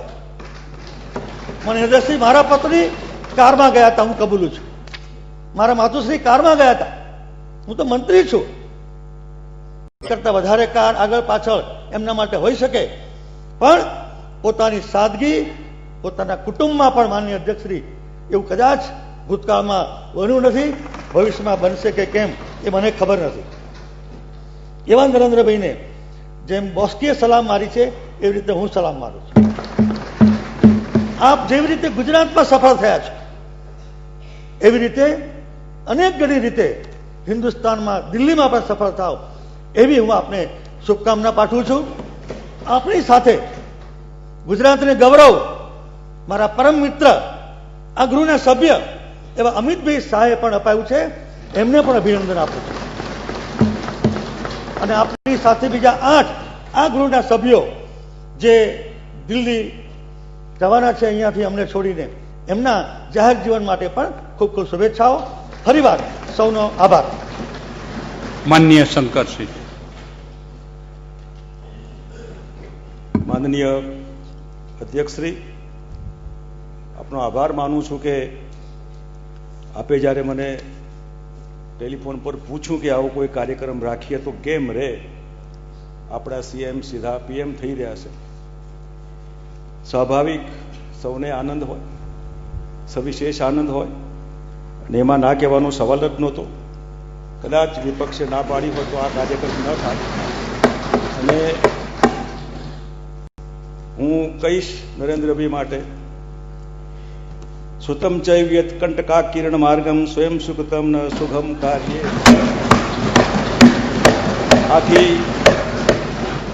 આખી જિંદગી એમને આ કાંટારો રસ્તો જેને કહેવાય એ પસંદ કર્યો છે, અને એમ કરતા કરતા ફૂલોની સેજ પર આજે ચાલી રહ્યા છે. બધા મિત્રોએ બહુ સારી મીઠી એવી વાતો એમને કીધી. હું વધારે અપેક્ષા રાખીશ એમની પાસેથી કે ગુજરાત એ આગવી પ્રકૃતિવાળું એક સાહસિક રાજ્ય છે. ગુજરાતી જ્યાં જ્યાં હોય ત્યાં સદાકાળ ગુજરાત હોય. અહીં 2 વડાપ્રધાન દેશના, જેમનો રસ્તો વાયા ગોધરા, એક મોરારજી દેસાઈ 1927માં ડેપ્યુટી કલેક્ટર હતા, ICS ઓફિસર તરીકે. એ વખતે ગોધરામાં જે ગરબડ થઈ એના આધારે એમને બદલી કરીને બહાર મૂક્યા. એમના ઉપર પક્ષપાતનો આક્ષેપ થયો અને જે કંઈ કારણોસર મોરારજીભાઈએ 1930માં નોકરી છોડી દીધી અને ગાંધીજીની અસહકારની ચળવળમાં જોડાયા અને પરિણામે ગાંધીયન લાઈન પર આગળ વધતા વધતા 1977માં દેશના વડાપ્રધાન બન્યા. બીજા વડાપ્રધાન નરેન્દ્રભાઈ મોદી ગોધરામાં પ્રચારક, વડોદરામાં પ્રચારક, એમ કરતા કરતા ગુજરાતના મુખ્યમંત્રી બન્યા. આપણે ક્રેડિટ જાય છે રાજકોટમાં ખાલી કરીને. હવે હું ઈચ્છું કે આપને ત્યાં લઈ જાય, એથી ખાલી કરીને ક્યાંક જોશે આવી સારી કંપની કે સીધા સીએમ બન્યા. 2002નું ગોધરા જે બન્યું એ બધું હું વિગતમાં નથી જતો, પણ એ વાયા ગોધરા 2 વડાપ્રધાન, બંનેના લગભગ સરખા કારણો, મોરારજીભાઈ અને નરેન્દ્રભાઈ, એમને માટે આપણે શુભેચ્છા વ્યક્ત કરીએ, બહુ સ્વાભાવિક છે. અધ્યક્ષશ્રી લગભગ 1972માં કદાચ 73માં પ્રચારક તરીકેની સ્વીકૃતિ એમને મળી છે. વકીલ સાહેબ લક્ષ્મણરાવ ઇનામદાર, બહુ સારા, અતિ બુદ્ધિશાળી અને સારા કાર્યકર્તા નિર્માણ કરવા વાળા, મશીન કહી શકાય એવા, રાજકોટમાં પણ પોતે હતા ત્યાં. આપ પણ એમની પ્રોડક્ટ હું કહી શકું. એ રીતે વજુભાઈ પણ વકીલ સાહેબના બહુ ચાહક, એટલે સ્વાભાવિક એમના સાનિધ્યમાં વકીલ સાહેબના કપડાં ધોતા ધોતા આજે દેશનો મેલ ધોવા માટે નીકળ્યા છે. હવે આ બધામાં 1974-75માં લગભગ કટોકટી આવી ત્યારે એ સરદારજીનો વેશ કાઢેલો સુબ્રમણ્યમ સ્વામીએ દિલ્હીમાં સરદાર બનીને રાજ્યસભામાં ભાષણ કરી નીકળી ગયેલા, અને એમાંથી પ્રેરણા મળી હોય ગમે તે. દાઢી તો હતી ને એ વખતે હતી ને અત્યારે પણ છે, એ વખત કાળી હતી, અત્યારે ધોરી છે. એ જે ફોટો એમનો આવે છે એ કટોકટી વખતનો, અને એમાં સારી એવી કામગીરી કહી શકાય. અને એમ કરતા કરતા મારા ભાગમાં લગભગ 86-87માં પોતાની સંઘમાંથી ભાજપમાં સંગઠન મંત્રીની જવાબદારી આપવી જોઈએ, એ એમના ભાગે આવી. હું MP હતો દિલ્હીમાં પાર્લામેન્ટમાં. કૈલાસ જવાની ઈચ્છા વ્યક્ત કરી. કૈલાસની યાત્રામાં ફોર્માલિટી ગવર્મેન્ટની જે કંઈ હોય એ પૂરી કરવામાં મેં રસ લીધેલો. ભલે કૈલાસ જાય પછી કૈલાસવાળાનું જોયું જાય કે આ શું થશે, એટલે કૈલાસવાળો સમજી ગયો કંઈ નહીં, જાઓ પાછા, નહીં તો કૈલાસ એમને રહેવાનું હતું હિમાચલની ગોદમાં. એ કૈલાસવાળાને મંજૂર નહોતું કે અમને પ્રોબ્લેમ થાય એના કરતાં એ શંકરને પ્રોબ્લેમ થાય એના કરતાં આ શંકરને પ્રોબ્લેમ ભલે થાય.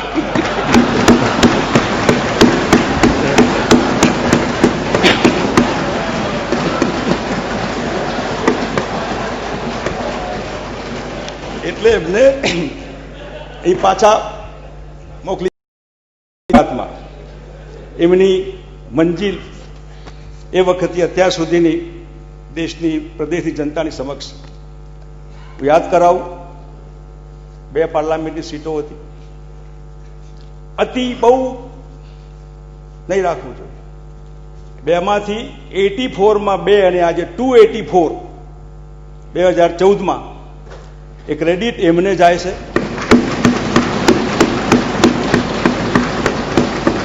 એ પક્ષ કરતા મોટા થવું અનિચ્છાએ, સંગઠન કરતા પોતાને મોટા ચિતરવા અનિચ્છાએ, એ કદાચ ન થયું હોત ને જો ખાલી પક્ષ માટે મત માગ્યા હોત, હોઈ શકે આટલી બહુમતી કદાચ ન પણ મળી હોત. પરંતુ જે માર્કેટિંગ થયું, જે રીતે એમને પ્રોજેક્શન ત્યાં થયું અને પાર્ટી આખી સહમત થઈ, સંઘના આશીર્વાદ થયા, અને એ રીતે આજે દેશમાં એકલી બીજેપી આઈડિયોલોજીકલી આ દેશ 2 ભાગોમાં વહેંચાયેલો હોય ત્યારે આખી ભારતીય જનતા પાર્ટીને 1951થી જે ભારતીય જનસંઘના મૂળ નખાયેલા ડૉક્ટર શ્યામાપ્રસાદ મુખર્જીથી અત્યાર સુધીમાં જે કંઈ કલ્પના એમની હશે, એ કલ્પના એમને કીધું એ પ્રમાણે ત્રીજી કે ચોથી પેઢી જે કંઈ હોય એ સાકાર થઈ. હવે પૂર્ણ બહુમતી એકલી બીજેપીની છે. NDA ના મિત્રો ટેકો આપે કે ના આપે તો પણ સરકાર ચાલી શકે. ધ્યાન દોરીશ, 31% મત મળ્યા છે. એકની સામે 2 બીજા લોકો છે. એટલી ચિંતા આપ કરજો કે 31%ની સામેના વધેલા જે બાકીના ટકા એમને સાચવવાના છે. તમે હવે બીજેપીના પ્રધાનમંત્રી નથી, આખા દેશના પ્રધાનમંત્રી 26 મે થવાના છે. હાઈ એક્સપેક્ટેશન, ખૂબ ઊંચી આશા અપેક્ષાઓ. આ દેશની પ્રજાએ જે મત આપ્યા હશે એ પોતાની કલ્પના પ્રમાણે આપ્યા હશે. કીધું છે બેકારોને નોકરી આપવી પડશે, બહેનોને જે કંઈ 33%નું આરક્ષણ આપવું પડશે. એના સિવાયના અનેક મુદ્દા, 10 કરોડ નવા મતદારોએ જે રીતે એમને કીધું છે કે અમે તમને નોકરી આપીશું, એની ઉઘરાણી સોગંદ વિધિ પછી તરત જ આખા દેશમાંથી ડાયરેક્ટલી ઇનડાયરેક્ટલી સીધું પ્રેશર આવશે કે હવે અમારી આશાઓ પૂરી કરો. અને કીધું નીતિનભાઈએ, આનંદીબેન ને બંને દુખી હતા. અચ્છે દિન આને વાલે હે, ચિંતા નહીં કરો, બહુ દૂર નથી. હમણાં નમદાની વાત કરી, ટેકનિકલી લગભગ નમદા પતી ગયેલી છે, દરવાજા પણ તૈયાર છે. આપ કાલે પીએમ બનીને કોઈને કહી શકો કે નર્મદાની જે ફોર્માલિટી કરવી હોય એ કરી શકાય. પાણી જે ખેડૂતોને આપવાનું છે એ મુદ્દો રહેશે. હાઈટ તો વધશે, દરવાજા બી મુકાશે. એવી રીતે સૌરભભાઈ, ભારત સરકાર ઈસ્ટર્ન કોલ ફિલ્ડને બદલે વેસ્ટર્ન કોલ ફિલ્ડમાંથી ગુજરાતને કોલસો આપવા આમ તેમ હવે લાવજો, કોઈ નાની પાડે.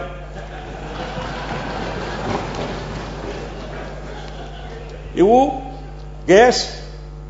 ગેસ ગ્રીડ ગુજરાતમાં. હું એટલા માટે ગુજરાતના મુદ્દા કહું છું કે હવે ગુજરાત આશા રાખશે ગુજરાતી પાસે. એટલે gas grid, crude royalty, petrochemical hub Gujarat બનવું જોઈએ, 2009માં બની જવું જોઈએ.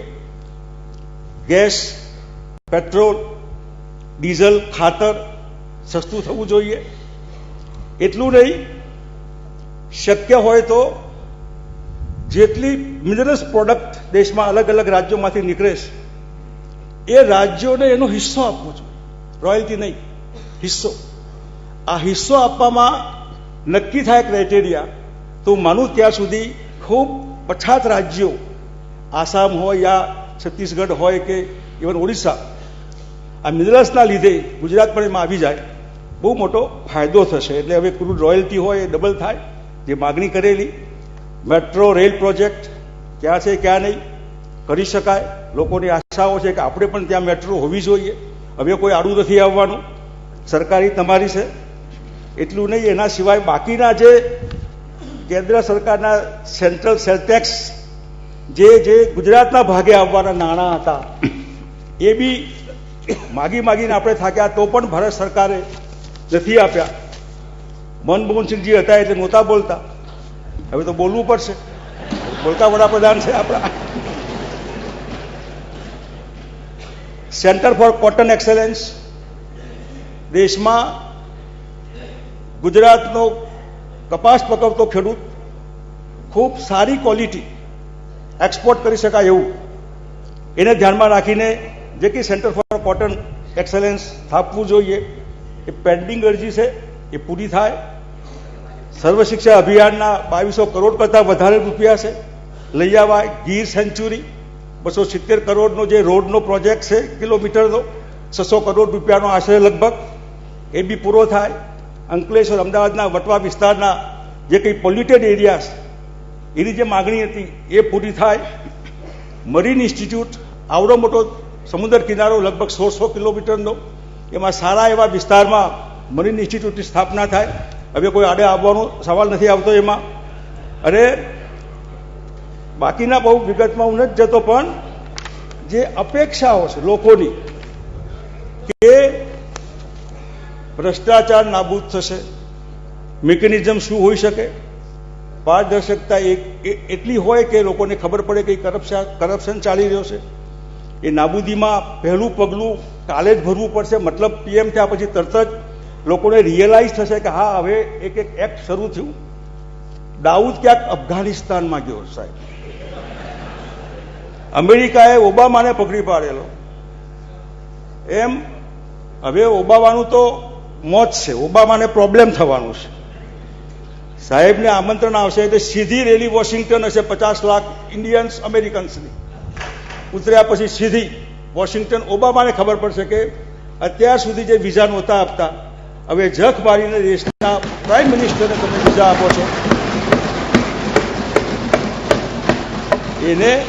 એની પાર્ટીને પણ જો એ તો એના 2 ટર્મ પૂરી થઈ, પણ એની પાર્ટીમાં ત્રીજા માણસને પણ જરૂર હોય તો એમના આશીર્વાદ ત્યાં હશે તો એનો મેળ પડશે, બાકી નહીં પડે. એટલે દાઉદને પણ જ્યાં હોય ત્યાંથી પકડી લાવવા માટેનું ત્રાસવાદનું મૂળ જો આપણે એને સમજતા હોય તો બાંગ્લાદેશીઓને કાઢી મૂકવાની વાત છે. કાળું નાણું દુબઈ હોય કે સ્વિટ્ઝરલેન્ડ, બાબા રામદેવને એમ્બેસેડર બનાવજો આ કાળા નાણાં લાવવા માટેના. લઈ આવો બાબા ગમે ત્યાંથી. એવી રીતે મોંઘવારી ઉપરનો કાબુ, એ 6 મહિનામાં 25% મોંઘવારી ઘટાડીશું. મનમોહનસિંહજીએ અમે લોકોએ 100 દિવસ કીધેલા, એમને સમજીને ડબલ કર્યું છે. આ 6 મહિના આપણે 6 મહિના નહીં 12 મહિના પછી ઉઘરાણી કરીશું. સાહેબ હવે કેટલે આવ્યું જરા બતાવો. બહુ કાઠું છે આ બધું. એટલે એ પોતે એમાં મોંઘવારી ઓછી થાય, રિસેશન છે દેશમાં, મંદી ઓછી થાય.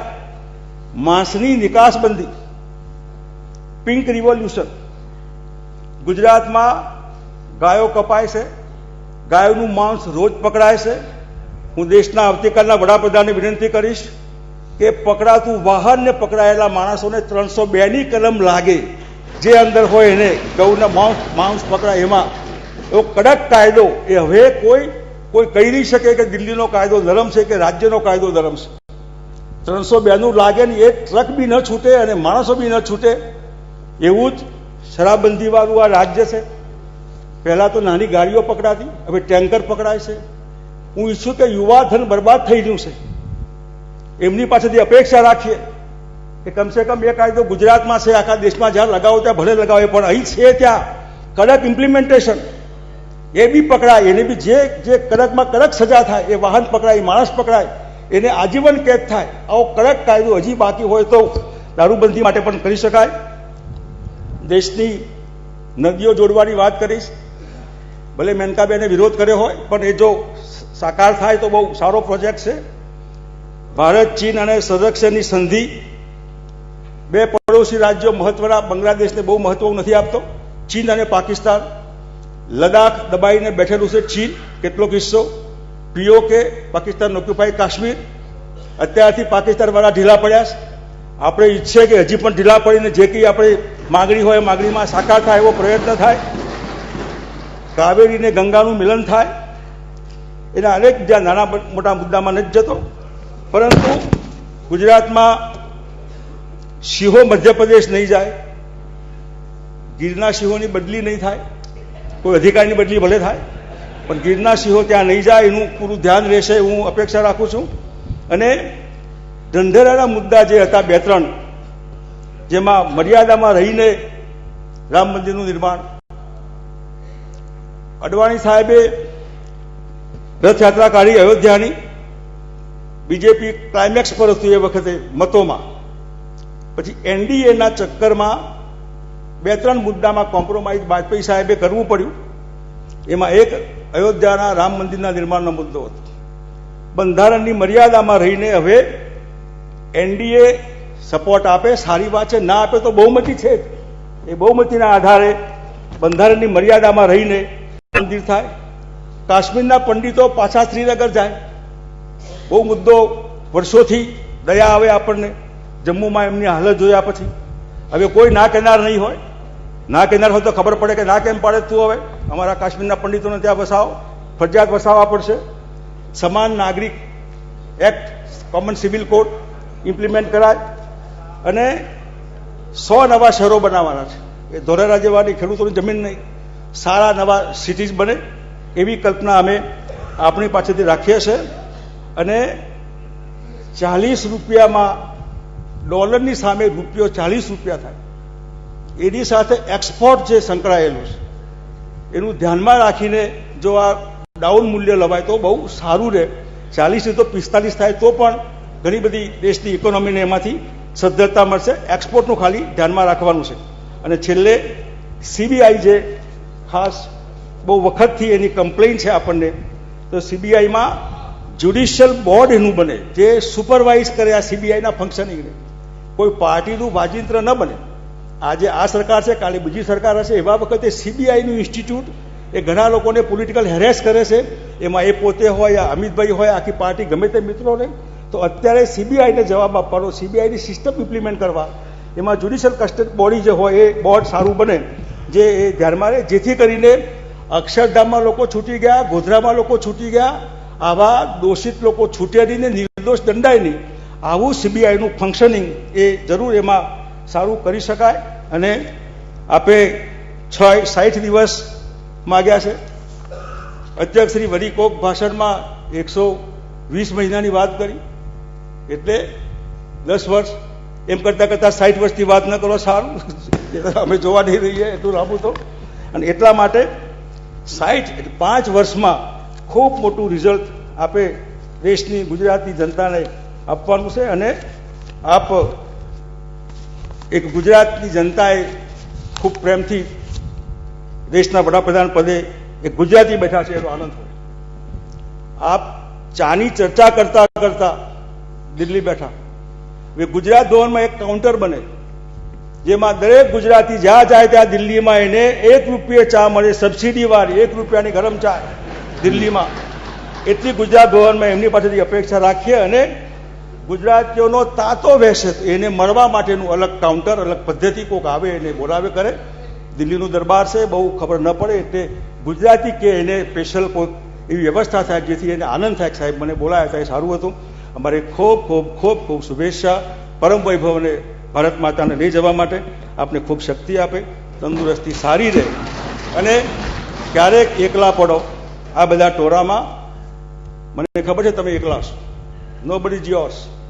અને એટલા માટે યાદ આવે તો હીરાબાના ખોરામાં આવીને 2 આંસુ સારશો તો સારું રહેશે. ધન્યવાદ. ઓકે.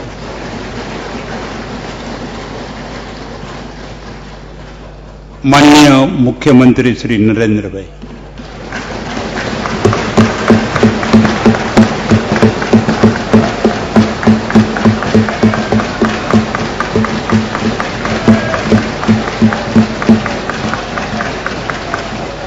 માન્ય અધ્યક્ષશ્રી, હું સૌ પ્રથમ આપનો અને વિપક્ષના નેતાશ્રીનો સવિશેષ આભાર માનું છું. કારણ કે આજનો આ અવસર એ આપના થકી છે. અને દેશ અને દુનિયામાં લોકો પૂછે છે આ ગુજરાત મોડેલ છે શું? આ ઘટના એ ગુજરાત મોડેલ, આ ઘટના પોતે જ ગુજરાત મોડેલ છે કે જ્યાં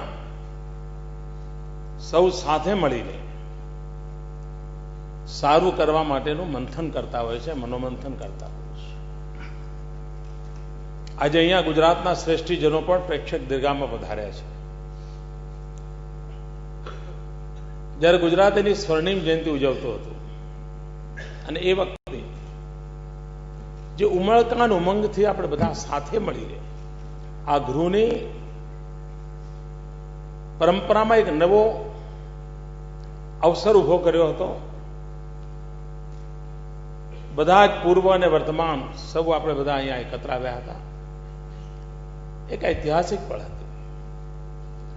હિન્દુસ્તાનની લોકશાહી પરંપરા અને સંવૈધાનિક સંસ્થાઓમાં આજની આ ઘટના પણ, અને જેનો સંપૂર્ણ યશ વિપક્ષને જાય છે. હું માનું છું કે આ બહુ જ મોટી ઘટના છે. અને માન્ય શંકરસિંહજીએ કહ્યું એમ કે વજુભાઈએ સીટ છોડી અને મારી યાત્રા શરૂ થઈ, તો એ પણ, અને પછી જ હું ધારાસભ્ય બન્યો. આજ ગૃહમાં મારું શિક્ષણ થયું. પહેલી વાર હું આ બધી વ્યવસ્થાઓમાં પ્રવેશ્યો. 4 વાર મુખ્યમંત્રી બનવાનું સૌભાગ્ય મળ્યું. આ ગૃહ પાસેથી, અહીંના વરિષ્ઠ નેતાઓ પાસેથી, ચાહે સામે બેઠા હોય કે અહીંયા બેઠા હોય, એ સૌની પાસેથી મને ઘણું બધું શીખવા મળ્યું છે. અમરસિંહભાઈ નું હું એ રીતે આજે સ્મરણ કરીશ કે જ્યારે હું નવો આવ્યો હતો તો વ્યક્તિગત રીતે મારો સંપર્ક કરીને મને ક્યાંક ધ્યાન દોરવા જેવી બાબત હોય તો અંગત રીતે ધ્યાન દોરતા હતા. નરેન્દ્રભાઈ, તમને આમાં કદાચ તકલીફ પડશે, જોજો. સામાન્ય રીતે વિપક્ષના વ્યક્તિ આ બધું ન કરે, પણ આપણા ગુજરાતની એક ઉજ્જવળ પરંપરા રહી છે કે જેના કારણે આ બધું બનતું હતું અને એના જ કારણે આપણે ગુજરાતને આગળ ધપાવી શકાય છે. મારો એક ક્યારેય મત રહ્યો નથી કે આ બધું આ 12 વર્ષ 13 વર્ષમાં થયું છે. ના, ગુજરાતના સ્થાપના કાળથી બધાએ સામૂહિક રીતે પ્રયત્નો કર્યા છે. ક્યાંક એનો વ્યાપ, ક્યાંક એની ગતિ, ક્યાંક એની ઊંચાઈ, એમાં વર્તમાન સમયમાં સવિશેષ યોગદાન થયું હશે અને જેને દુનિયાએ નોંધ પણ લીધી છે. એ દિવસો હું યાદ કરું છું કે જ્યારે ભયંકર ભૂકંપની અવસ્થા પછી મારે અહીં આવવું પડ્યું હતું. એના પહેલા 3 વર્ષ લગાતાર દુષ્કાળ, સાયક્લોન, ગુજરાતને કરોડરજ્જુ કહેવાય એવી નાગરિક બેંકોના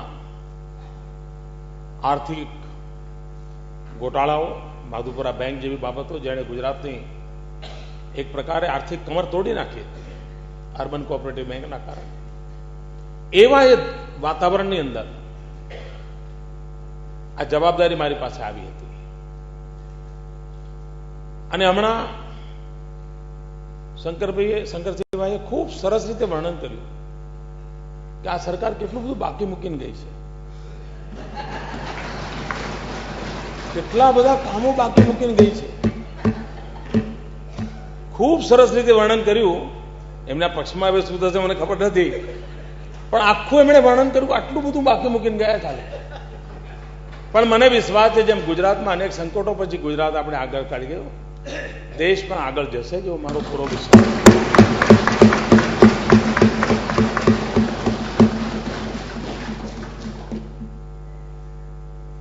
શંકરસિંહભાઈ હવે ગૌરવથી કહી શકશે કે દેશના પ્રધાનમંત્રી મારી મોટરસાયકલ પર ફરતા હતા.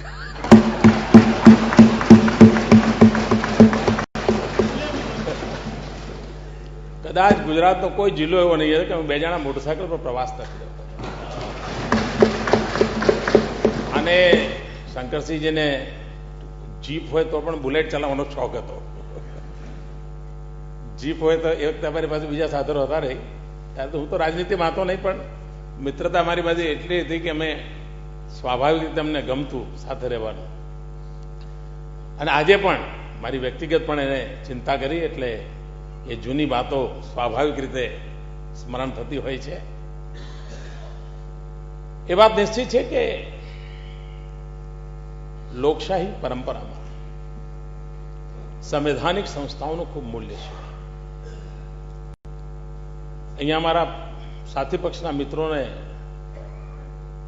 કદાચ ખબર નહીં હોય, પણ જ્યારે આપણું વિધાનસભા ગૃહ મળતું હતું અને પ્રશ્નોત્તરી કાળ, ગરમા ગરમી બધું ચાલે અને મીડિયાના મિત્રોને પણ મજા આવે એવું સરસ સરસ બધું ગોઠવાતું હતું. પણ મેં સરકારમાં એક એવી વ્યવસ્થા ઊભી કરી હતી અને હું માનું છું કે જેનો ગુજરાતને લાભ થશે. હું સરકારમાં એવો આગ્રહી હતો કે મારે માટે ધારાસભ્ય એ લોકશાહીમાં સર્વોપરી છે. એ કોઈ પણ પક્ષનો કેમ ન હોય. હાઉસમાં તો મીડિયાને કારણે અમારે બધું આમ કર્યા કરવું પડે છે, નહીં તો બધું ઉલટું ચાલે. અને મીડિયાનો લાભ સૌથી વધારે મળે તો સરકારી અધિકારીઓને મળે છે. હકીકતે આ હાઉસમાં સાથે મળીને સરકારી જે તંત્ર છે એની સામેનો આક્રોશ વ્યક્ત થવો જોઈએ, એની ઉણપો વ્યક્ત થવી જોઈએ. પણ કમનસીબે એક એવી પરંપરા ઊભી થઈ છે કે એમાં પક્ષ વિપક્ષની જ લડાઈમાં જ્યાં ખરેખર દબાણ પેદા થવું જોઈએ નથી થતું. તો એનો એક ઉપાય મેં શોધ્યો કે ભલે વિપક્ષના લોકોના પ્રશ્નો હોય, ભલે કદાચ ડિબેટમાં ન આવ્યા હોય, પણ દરેક વિભાગ એ બધા પ્રશ્નોને એનાલિસિસ કરે.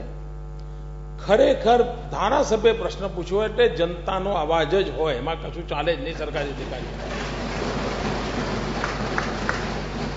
અને મેં એના જવાબ માંગે છે આમ એક અને સરકારી તંત્રને. અને તમે જોયું હશે કે હાર્ડલી 5-7% પ્રશ્નો એવા હતા જે આપણે રિપીટ થતા હતા. કારણ એ નહોતું કે અહીંયા જવાબ આપી દીધો. કારણ એ હતું કે આપણે એક એવું મિકેનિઝમ ઉભું કર્યું કે કોઈ પણ ધારાસભ્ય પૂછ્યો કે આ વિસ્તારના પ્રશ્નો હવે ડિબેટમાં ના આવ્યો, કારણ કે 1 કલાકની અંદર 12 કે 13 પ્રશ્નો થતા હોય, પણ આપણે એની પાછળ સરકારી તંત્ર લગાવતા હતા. એક બીજી પરંપરા ઉભી કરી. સીએજીના નામની ચર્ચા આજકાલ વધારે થાય છે. પહેલા તો સીએજી નો કોઈ ઉલ્લેખ નહોતો. સીએજીના પેરા આવે, સામાન્ય રીતે એકાદ દિવસ છાપામાં છપાય અને વાત પૂરી થઈ જાય. આપણે એક એવી વ્યવસ્થા ઉભી કરી કે સીએજીના રિપોર્ટને માત્ર પોલિટિકલ તું મેમે માટે ન ઉપયોગ થવો જોઈએ, એની રેમેડી હોવી જોઈએ. અને સરકારમાં આપણે સ્ટ્રિક્ટ સૂચનાઓ આપી કે સીએજીના પેરાના મૂળ શું છે, કેમ આ પેરા આવ્યો. એવું નહીં કે હવે ફ્રી થયું, એકવાર બદનામ થઈ ગયા હવે શું, ના, એના કરેક્ટ કરવાના મેજર લેવા જોઈએ. આ એવી કેટલીક વ્યવસ્થાઓ વિકસાવી છે કે જેના કારણે હાઉસની મર્યાદાઓ થઈ ગઈ છે. મેં કહ્યું એમ ટુ મચ પોલિટિસાઇઝ થઈ ગઈ છે અને જ્યાદાતર મીડિયામાં આવે હોશમાં બધું થતું હોય છે. પણ રાજ્યનું ભલું કરવા માટે એમાં કોઈ નવા ઉપાયો શોધવા જોઈએ. અને આ નવા ઉપાયો શોધવાનો પ્રયાસ આપણે સફળતાપૂર્વક કરી શક્યા છીએ. ગુજરાતની વિકાસ યાત્રા બાબતમાં માની લઈએ કે આ 12 વર્ષમાં વિકાસ થયો છે, તો મોદીની સફળતા એમાં નથી કે આજે વિકાસ થયો. મોદીની સફળતા એમાં છે કે મોદીના ગયા પછી વિકાસની યાત્રા તેજ ગતિથી ચાલે. અને મને આ હાઉસમાં બેઠેલા સૌ સાથીઓ પર પૂરો ભરોસો છે. એક અહીં બેઠા હોય કે ત્યાં બેઠા, એમના પર મને પૂરો ભરોસો છે કે એમના સામર્થ્યથી, એમની બુદ્ધિ પ્રતિભાથી, ગુજરાત માટેની એમની નિષ્ઠાથી અવશ્યપણે ગુજરાત और अधिक तेज गतिથી આગળ વધશે એવો મારો પૂરો વિશ્વાસ છે. એક और પ્રયાસ આ કાર્યકાળ દરમિયાન કરવાનો મારો રહ્યો છે. વ્યક્તિ આધારિત વ્યવસ્થાઓ એનું આયુષ્ય બહુ લાંબુ નથી હોતું. અગર જો સ્થાયી ભાવ કળ્યો હોય તો આઈડિયાઝને ઇન્સ્ટિટ્યુશનલાઇઝ કરવા જોઈએ. અને જો આઈડિયાઝને ઇન્સ્ટિટ્યુશનલાઇઝ કરીએ તો વ્યક્તિઓ આવે અને જાય એ વ્યવસ્થાઓ પરિણામ આપતી હોય છે. ગુજરાતનું ગયા 12-13 વર્ષના કાલખંડને મને ખબર નથી ક્યારે કોણ એનું મૂલ્યાંકન કરશે, તો એક મહત્વનું મૂલ્યાંકન એમાં એ થશે કે આપણે ત્યાં સંસ્થાઓને સશક્ત બનાવવાનો પ્રયાસ થયો છે. અને જેટલી સંસ્થાઓ સશક્ત થશે, જેટલા આઈડિયા ઇન્સ્ટિટ્યુશનલાઇઝ થશે, વ્યવસ્થા આપોઆપ એને રિસ્પોન્ડ કરતી જશે. અને કદાચ સામાન્ય રાજનીતિક ડિબેટમાં આટલી બધી બારીકીથી ચર્ચાઓ થતી નથી હોતી, પણ ગુજરાત આ દ્રષ્ટિથી ખૂબ મોટું યોગદાન આપીને જશે. દેશ આઝાદ થયા પછીની જે પ્રારંભિક કાલખંડ છે, એ પ્રારંભિક કાલખંડમાં આ દિશામાં ખૂબ કામ થયા હતા.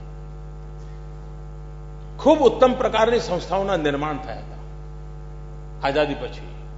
પણ કાળક્રમે આખી ગતિવિધિ બંધ થઈ ગઈ.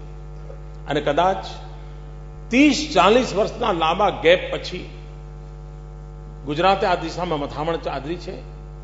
અને એવી ઇન્સ્ટિટ્યુશનલ નેટવર્કને, ઇન્સ્ટિટ્યુશનલ ફ્રેમવર્કને ખૂબ બારીકીથી આપણે એને વિકસાવવાનો, વિસ્તારવાનો પ્રયાસ કર્યો છે, જે આવનારા દિવસોમાં ગુજરાતને માટે ચોક્કસપણે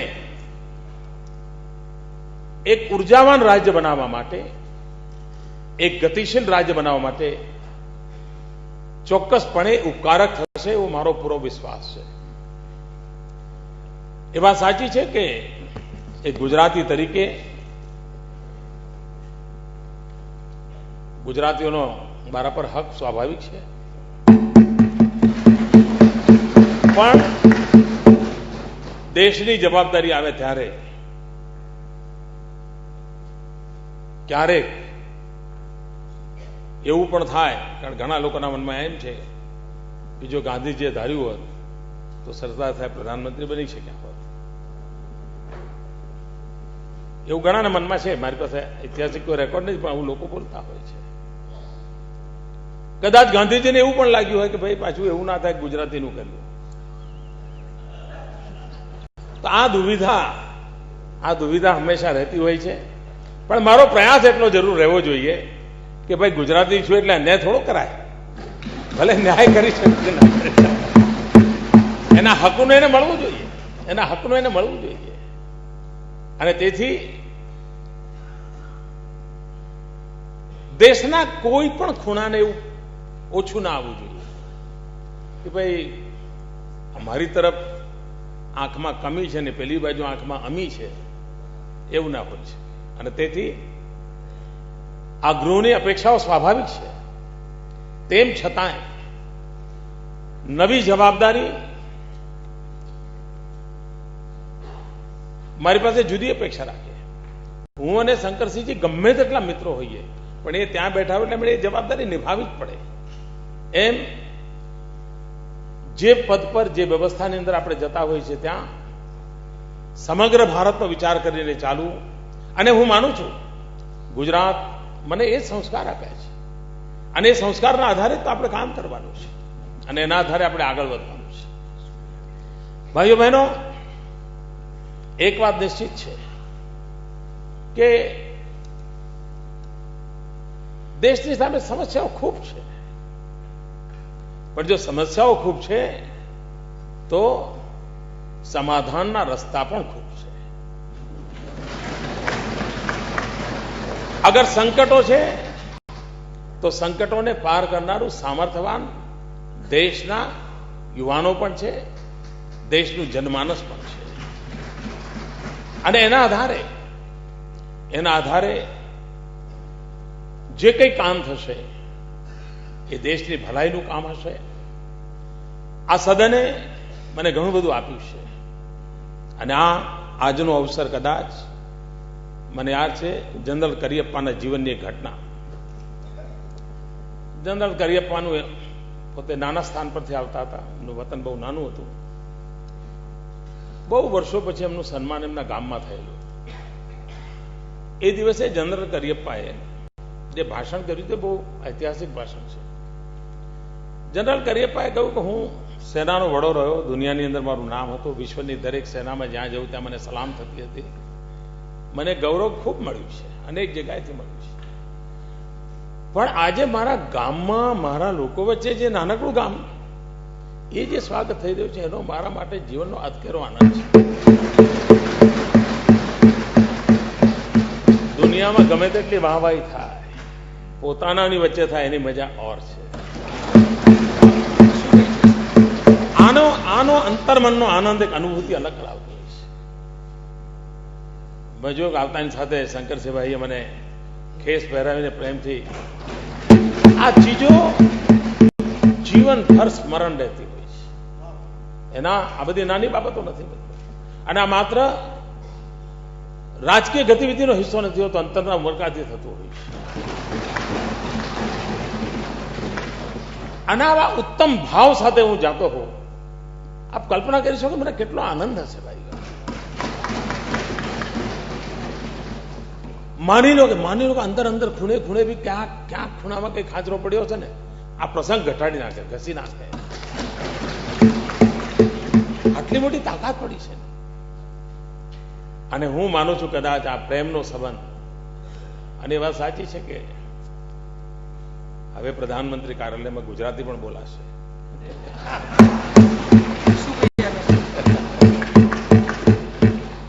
ખમણ ઢોકરા પણ ખવાશે, ખાખરાનું માર્કેટ વધશે. માણસ જતો હોય ત્યારે પોતાનું ઘણું બધું લઈને સાથે જતો હોય છે. પણ એક મોટી જવાબદારી છે ને, આપની શુભકામનાઓ મને ખૂબ મોટી તાકાત આપશે, મને પૂરો વિશ્વાસ છે. અને મને મારામાં જેટલો વિશ્વાસ છે એના કરતાં વધારે આપ સૌ સ્વજનોની શુભકામનાઓમાં વિશ્વાસ. એ શુભકામનાઓ મારી પ્રેરણા છે, એ શુભકામનાઓ મારું સામર્થ્ય છે. અને હું આ સદનને વિશ્વાસ આપું છું, કારણ કે આના પછી આ સદનમાં મને પ્રવેશ ક્યારેય શક્ય બનશે કે નહીં. કોઈ એવો પ્રસંગ આવે જ્યારે ગુજરાતના 75 ઉજવાતા હોય ને કંઈક સામૂહિક એક વખતની સરકાર કરે ને જૂના જૂનાને બોલાવે તો વાત જુદી છે. મારા માટે આ સદનમાં એક વાત મારે કહેવી પડશે કે હું સદનમાં ખૂબ ઓછું બોલ્યો, કદાચ બોલ્યો જ નથી એમ કહું તો ચાલે. શરૂઆતમાં 1 કે 2 વાર બોલ્યો હતો. અને તેથી મને ઇવન અમારા સાથી પક્ષના મિત્રો પણ દરેક વિધાનસભામાં કહેતા હતા, સાહેબ બહાર તો બધો લાભ મળે છે, અમને કેમ નથી મળતો. પણ મારી એક મનની હંમેશા લાગણી રહી હતી કે સદનમાં મારે સૌને સાંભળવા જોઈએ. અને આપણે જોયું હશે ખૂબ ધીરજપૂર્વક હું બધાને સાંભળતો હતો. અને આપણે એ પણ માર્ક કર્યો છે કે પ્રતિપક્ષના ઘણા બધા વિચારોને આપણે સરકારમાં અમલ કર્યા. કદાચ રાજકીય કારણોસર ક્રેડિટ નહીં આપ્યું હોય, જાહેર નહીં કર્યું હોય અમે, પણ તમારામાંથી જે નીકળતી વાતો હતી ઘણી બધી અમને કામમાં આવતી હતી. કારણ સકારાત્મક બાબતો ઘણી નીકળતી હતી. એનો પણ સરકારના બજેટમાં, ગવર્નરશ્રીના ભાષણમાં ક્યાંય ને ક્યાંય તમે જો શોધ તો ધ્યાનમાં આવશે, હા યાર આ તો મેં કહ્યું હતું. એવી ઘણી બાબતો છે. અને હું માનું છું એ જ સામૂહિકતાની શક્તિ છે. અને એના આધારે જ આપણે બધાએ સાથે મળીને ગુજરાતની સેવા કરી છે. એને ઓર અધિક શક્તિથી કરીશું. અને એ વાત સાચી છે કે મોસાળમાં જમણ હોય અને માં પીરસનારી હોય તો જરા સહેલું પડે. એક વચન મેં વર્ષો પહેલા બળવંતસિંહને આપેલું છે, જાહેર કરવામાં વાંધો નહીં બળવંતસિંહભાઈ. 2005 થી બળવંતસિંહભાઈ એક વાત લઈને મારી પાસે આવ્યા કરે છે કે સાહેબ ગમે તે થાય તો પ્રધાનમંત્રી કાર્યાલય મને ચા પીવડાવજો. 2005 ત્યારે મને ખબર નહોતી કે બારે કોઈથી પ્રધાનમંત્રી કાર્યાલયમાં બેસવાનું થશે. ખેર મિત્રોની લાગણી, આ ભાવ આજે સાકાર રૂપ થઈ રહ્યું છે. હું ફરી એકવાર આ સદનનો, આપ સૌ માન્ય ધારાસભ્યોનો હૃદયપૂર્વક આભાર માનું છું. 13 વર્ષના કાર્યકાળ 2001 થી અહીં આપની વચ્ચે છું. ચોથી અમારી ટર્મ છે. કામ કરતા કરતા ક્યાંય કોઈ ક્ષતિ રહી હોય, ક્યાંક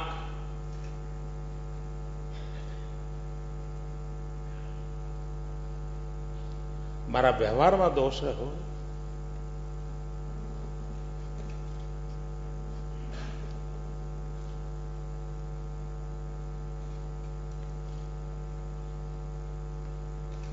કોઈ ઉણપ રહી હોય, વર્તમાનમાં જે બેઠા છે તે અને અગાઉ જે આ સદનમાં હતા તે જાણે અજાણે કોઈ પણ એવી ઉણપ રહી હોય તો આ પળ છે મિચ્છામી દુક્કડમની. આપ સૌ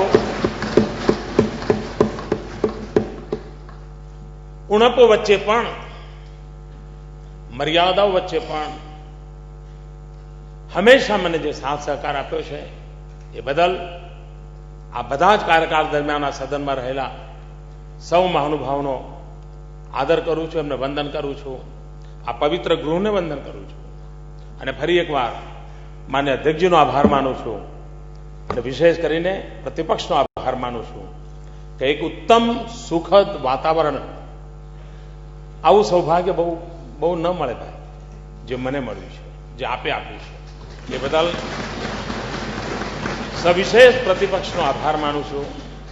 અને આપને માટે દિલ્હી માટે અલગ કાઉન્ટરની જરૂર નથી.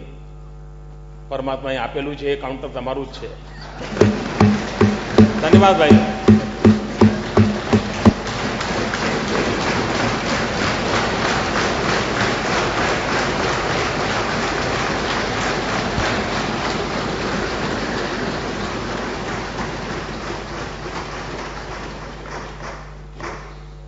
માનનીય મુખ્યમંત્રી શ્રી જ્યારે આ દેશના વડાપ્રધાન પદ પ્રાપ્ત કરવા માટે થઈને જઈ રહ્યા છે અને વડાપ્રધાન પદ એ નક્કી જ છે એવા પ્રસંગે મેં માનનીય વિપક્ષના દંડક અને નેતાશ્રી સાથે વાત કરી કે આપણે સૌ સાથે મળી અને નરેન્દ્રભાઈને આપણે વિદાય આપીએ. સમસ્ત ધારાસભ્યો અને ગુજરાતની પ્રજા વતી આ એક કાર્યક્રમનું આયોજન થાય એવી જ્યારે વાત કરી ત્યારે સહર્ષ વિપક્ષના લોકોએ સ્વીકારી લીધી અને આજે આપણે સૌ જોઈ રહ્યા છીએ એટલા જ પ્રેમાળ અને નિખાલસ વાતાવરણની અંદર કોઈ પણ શબ્દની અંદર ઉણપ ન આવે અને ભાતૃભાવથી રાષ્ટ્રના વિકાસ માટે થઈને યોગદાન આપનાર વ્યક્તિને આપણે જ્યારે વિદાય આપતા હોય એવો કાર્યક્રમ અને આપણે બધાના વક્તવ્ય પણ સાંભળ્યા.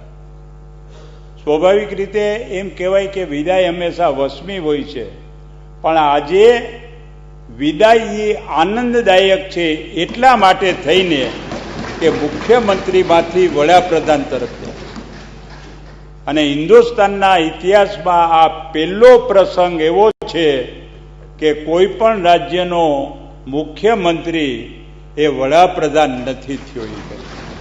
અરે અહીંથી ચાલુ ગાડી આપણે કહીને ટ્રેન બદલાવી, મુખ્યમંત્રીમાંથી વડાપ્રધાનની ટ્રેનમાં બેસી ગયા. મિત્રો આજે આ જોયું કર્યું. અહીં રાજકારણમાં પડેલા લોકો છે એની અંદર આ ક્ષેત્ર કે આ ક્ષેત્ર, પણ હું નરેન્દ્રભાઈ અને શંકરસિંહભાઈમાં જોઈ શકું છું કે આ બંને સંઘના સ્વયંસેવકો છે. એક જ વિચારધારા ધરાવનાર વ્યક્તિઓ હોય છે. મગની બે ફાડ જુદી હોય, પણ બંને ફાડની અંદર ગુણ હોય ને એ મગના જ હોય. મિત્રો આજે સંસ્કારિતા બોલે, આજે કાશ્મીરના પંડિતના રક્ષણ માટેની વાત કરવી હોય, આપણા દેશની અંદર આપણે બીજા પાસે થઈને વિઝા લેવાની વાત કરવાની વાત હોય, આ બધા જે પ્રોબ્લેમ છે એ બંનેના મનની અંદર રહેલા છે. અને હું તો કહીશ કે પક્ષાપક્ષથી તો ઘણીવાર અહીંથી અહીં જાય ને અહીંથી અહીં જાય, પણ અમારા કાઠિયાવાડમાં કહેવત છે કે ડાંગે માર્યા પાણી જુદા ન થાય. એ આજ નહીં પણ કાલે ભેગા થવાના છે અને અત્યાર સુધી મોટો ભાગ થઈ ગયો છે અને બાકીના રહી ગયા છે એ થવાના છે.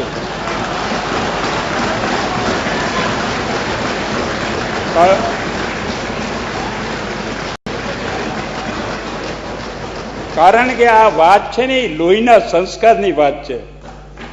એક જ વકીલ સાહેબ હોય અને વકીલ સાહેબના કપડાં ધોવાની વાત હોય, વકીલ સાહેબ જે જમીને રીતે થાય, હું ખબર છે. 1955ની અંદર વકીલ સાહેબ જયારે રાજકોટમાં આવ્યા, 7 લક્ષ્મીનગરની અંદર કાર્યાલય હતું. વ્યક્તિ દિવસમાં કોઈને ત્યાં જે એકવાર જમે અને સાંજે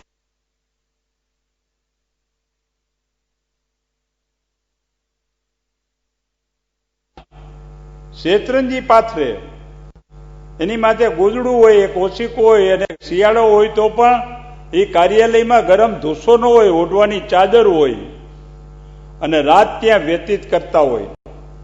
જે ભારતીય સંસ્કૃતિની અંદર simple living and high thinking એનું જે ઉત્કૃષ્ટ ઉદાહરણ હોય તો એ વકીલ સાહેબ હતા, લક્ષ્મણરાવ ઇનામદાર, અને એના ગુણ આ બંને વ્યક્તિઓએ પ્રાપ્ત કર્યા છે, શંકરસિંહને આજે. મિત્રો ગુણ છે ને એ જિંદગીની અંદર કોઈ દિવસ એ ભૂલાતા નથી. આજે વિશેષ વાત ન કરતા શંકરસિંહભાઈએ જે વાત કરી કે આટલું આટલું તમે કરજો, એ તમે લિસ્ટ આપ્યું ને, એને બદલે માનનીય મુખ્યમંત્રીશ્રીને હું કહીશ કે કેન્દ્રએ અમને આટલો આટલો અન્યાય કર્યો છે, એની જે બુક તમે આપી છે ને એ બુકમાં જ તમે સહી કરી દેજો, ખાલી તારીખ નાખવાનું બાકી રાખજો.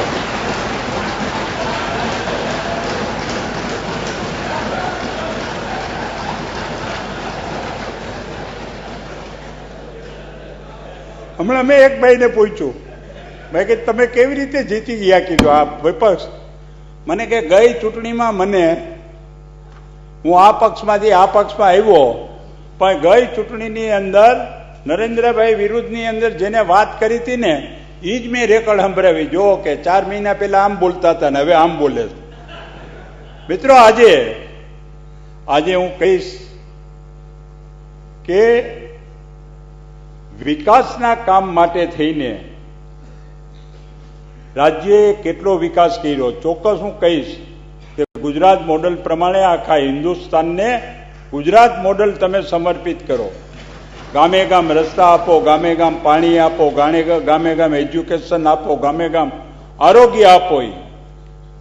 પણ હું એટલું કહીશ કે આપણા દેશની અંદર આ જે ભૌતિક છે સુખ એને નથી પ્રાપ્ત કરતા. આજે આપણા દેશની અંદર સંસ્કારિતા છે ને, અને એમાંય ખાસ કરીને ગુજરાતની સંસ્કારિતા કે નવરાત્રિના દિવસોની અંદર રાતના 12 વાગે ને 1 વાગે જુવાન દીકરી ગમે ત્યાં જઈ શકતી હોય છતાંય એને ઊની આંચ ન આવે, એ ગુજરાતની સંસ્કારિતા આખા દેશમાં પ્રસ્થાપિત કરો.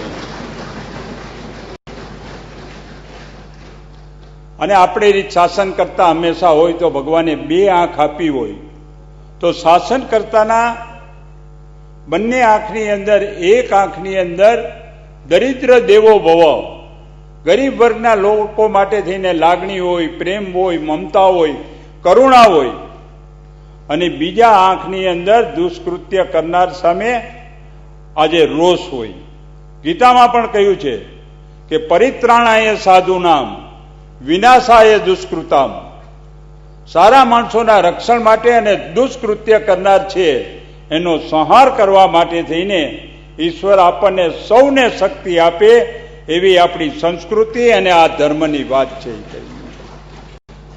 મિત્રો, આજે આપ કહી કે આતંકવાદ આટલો ફેલાયેલો છે, ગમે એની અંદર આતંકવાદથી બીવાની શું જરૂર છે? એનું મૂળ કયું છે? આતંકવાદ ક્યાંથી નિર્માણ થાય છે ને એ મૂળિયા ઉખેડી નાખી તો બાકીની કોઈ વાત કરવાની જરૂર નથી કરી. અને આપણે તો ભારતીય સંસ્કૃતિના સંસ્કાર છે, માણસની 5મ માંડી હશે તો છઠ થાવી નથી, ઓછું જીવવું પણ મર્દાનગીથી જીવવું, એવા શાસન કરતા તરીકે. આજે જ્યારે દિલ્હીના લાલ કિલ્લા ઉપરથી ગીત ગવાતું હોય કે ये मेरे वतन के लोगो जरा आंख में भर लो पानी, जो शहीद हुए हैं उनकी जरा याद करो कुर्बानी. આ હથેળીમાં મોતને લઈ, ખંભે ખાપણ લઈ અને ભારત માતાના ગુલામીમાંથી ભારત માતાને મુક્ત કરવા માટે થઈને જે શહીદોએ જે કલ્પના લઈને આ દેશને સ્વતંત્રતા અપાવી છે એની કલ્પના પૂર્ણ કરવાની જવાબદારી આજે ભાજપના શાસનકર્તા ઉપર આવી છે. મિત્રો, આજે એટલું કહીશ કે આ દેશની અંદર સંપત્તિ વધે એને બદલે આ દેશની અંદર સંસ્કારિતા વધે એ વાત કરવાની જરૂર છે. હું તો શાખામાં કહેતા એ ભારત માતાને આજે વિશ્વની જગતજનની બનાવવા માટેની કલ્પના છે. અને જગતજનની એટલે પૈસાદાર નહીં, સંસ્કારિતાથી સભર.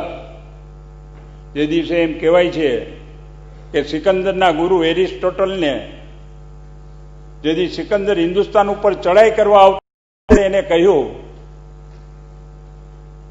કે બોલો ગુરુદેવ, હું હિન્દુસ્તાન ઉપર ચડાઈ કરવા જાઉં છું અને ત્યાંથી આપને જે જોતું હોય હું લેતો આવું. ત્યારે એના ધર્મગુરુ એરિસ્ટોટલે કહ્યું કે મારે કોઈ વસ્તુ નથી જોતી.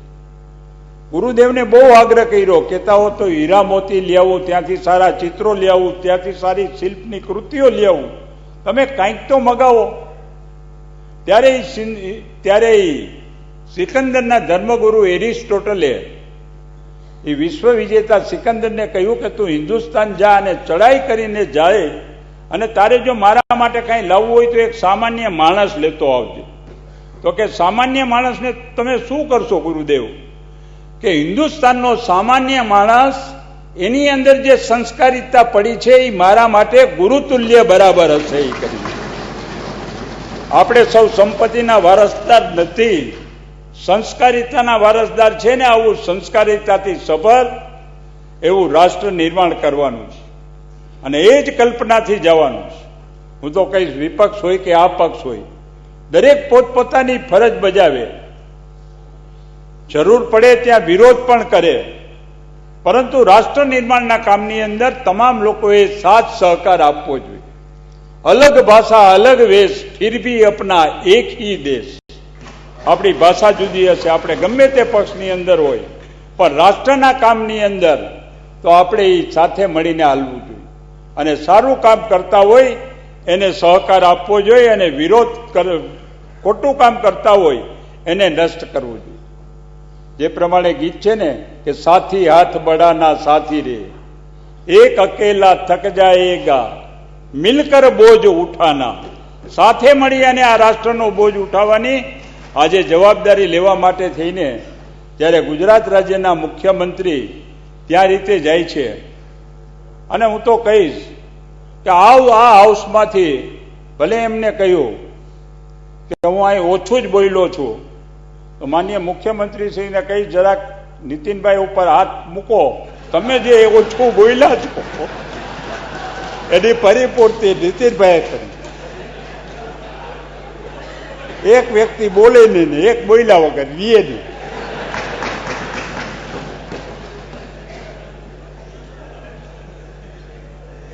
અહીંયા આનંદ પણ મેળવો છે, અહીંયા સમજદારી પણ મળવી છે, અહીંયા અનુભવ પણ મેળવા છે. અને ઘણી વાર કહે ને કે અમદાવાદની અંદર જ્યાં ભીડ થતી હોય અહીંયા ગાડી હલાવે ને એને આખા દુનિયાનું લાયસન્સ મળી જાય.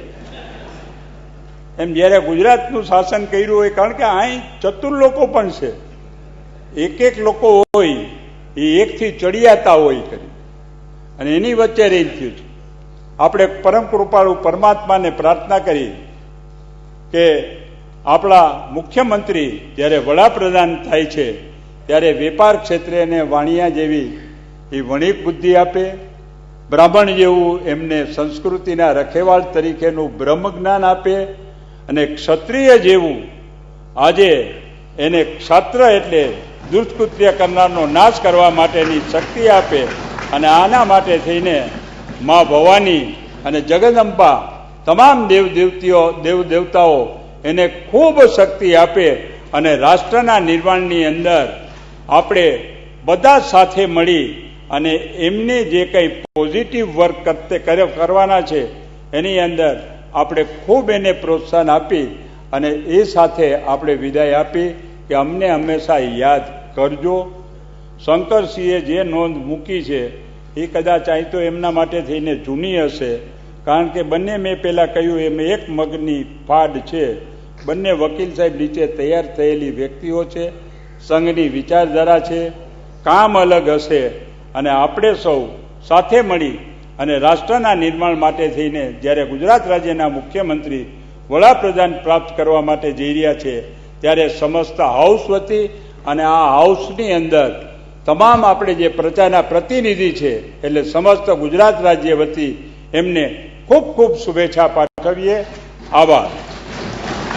હવે એક જનમન ગીત થશે રાષ્ટ્રીય, આપણે સૌ ઉપર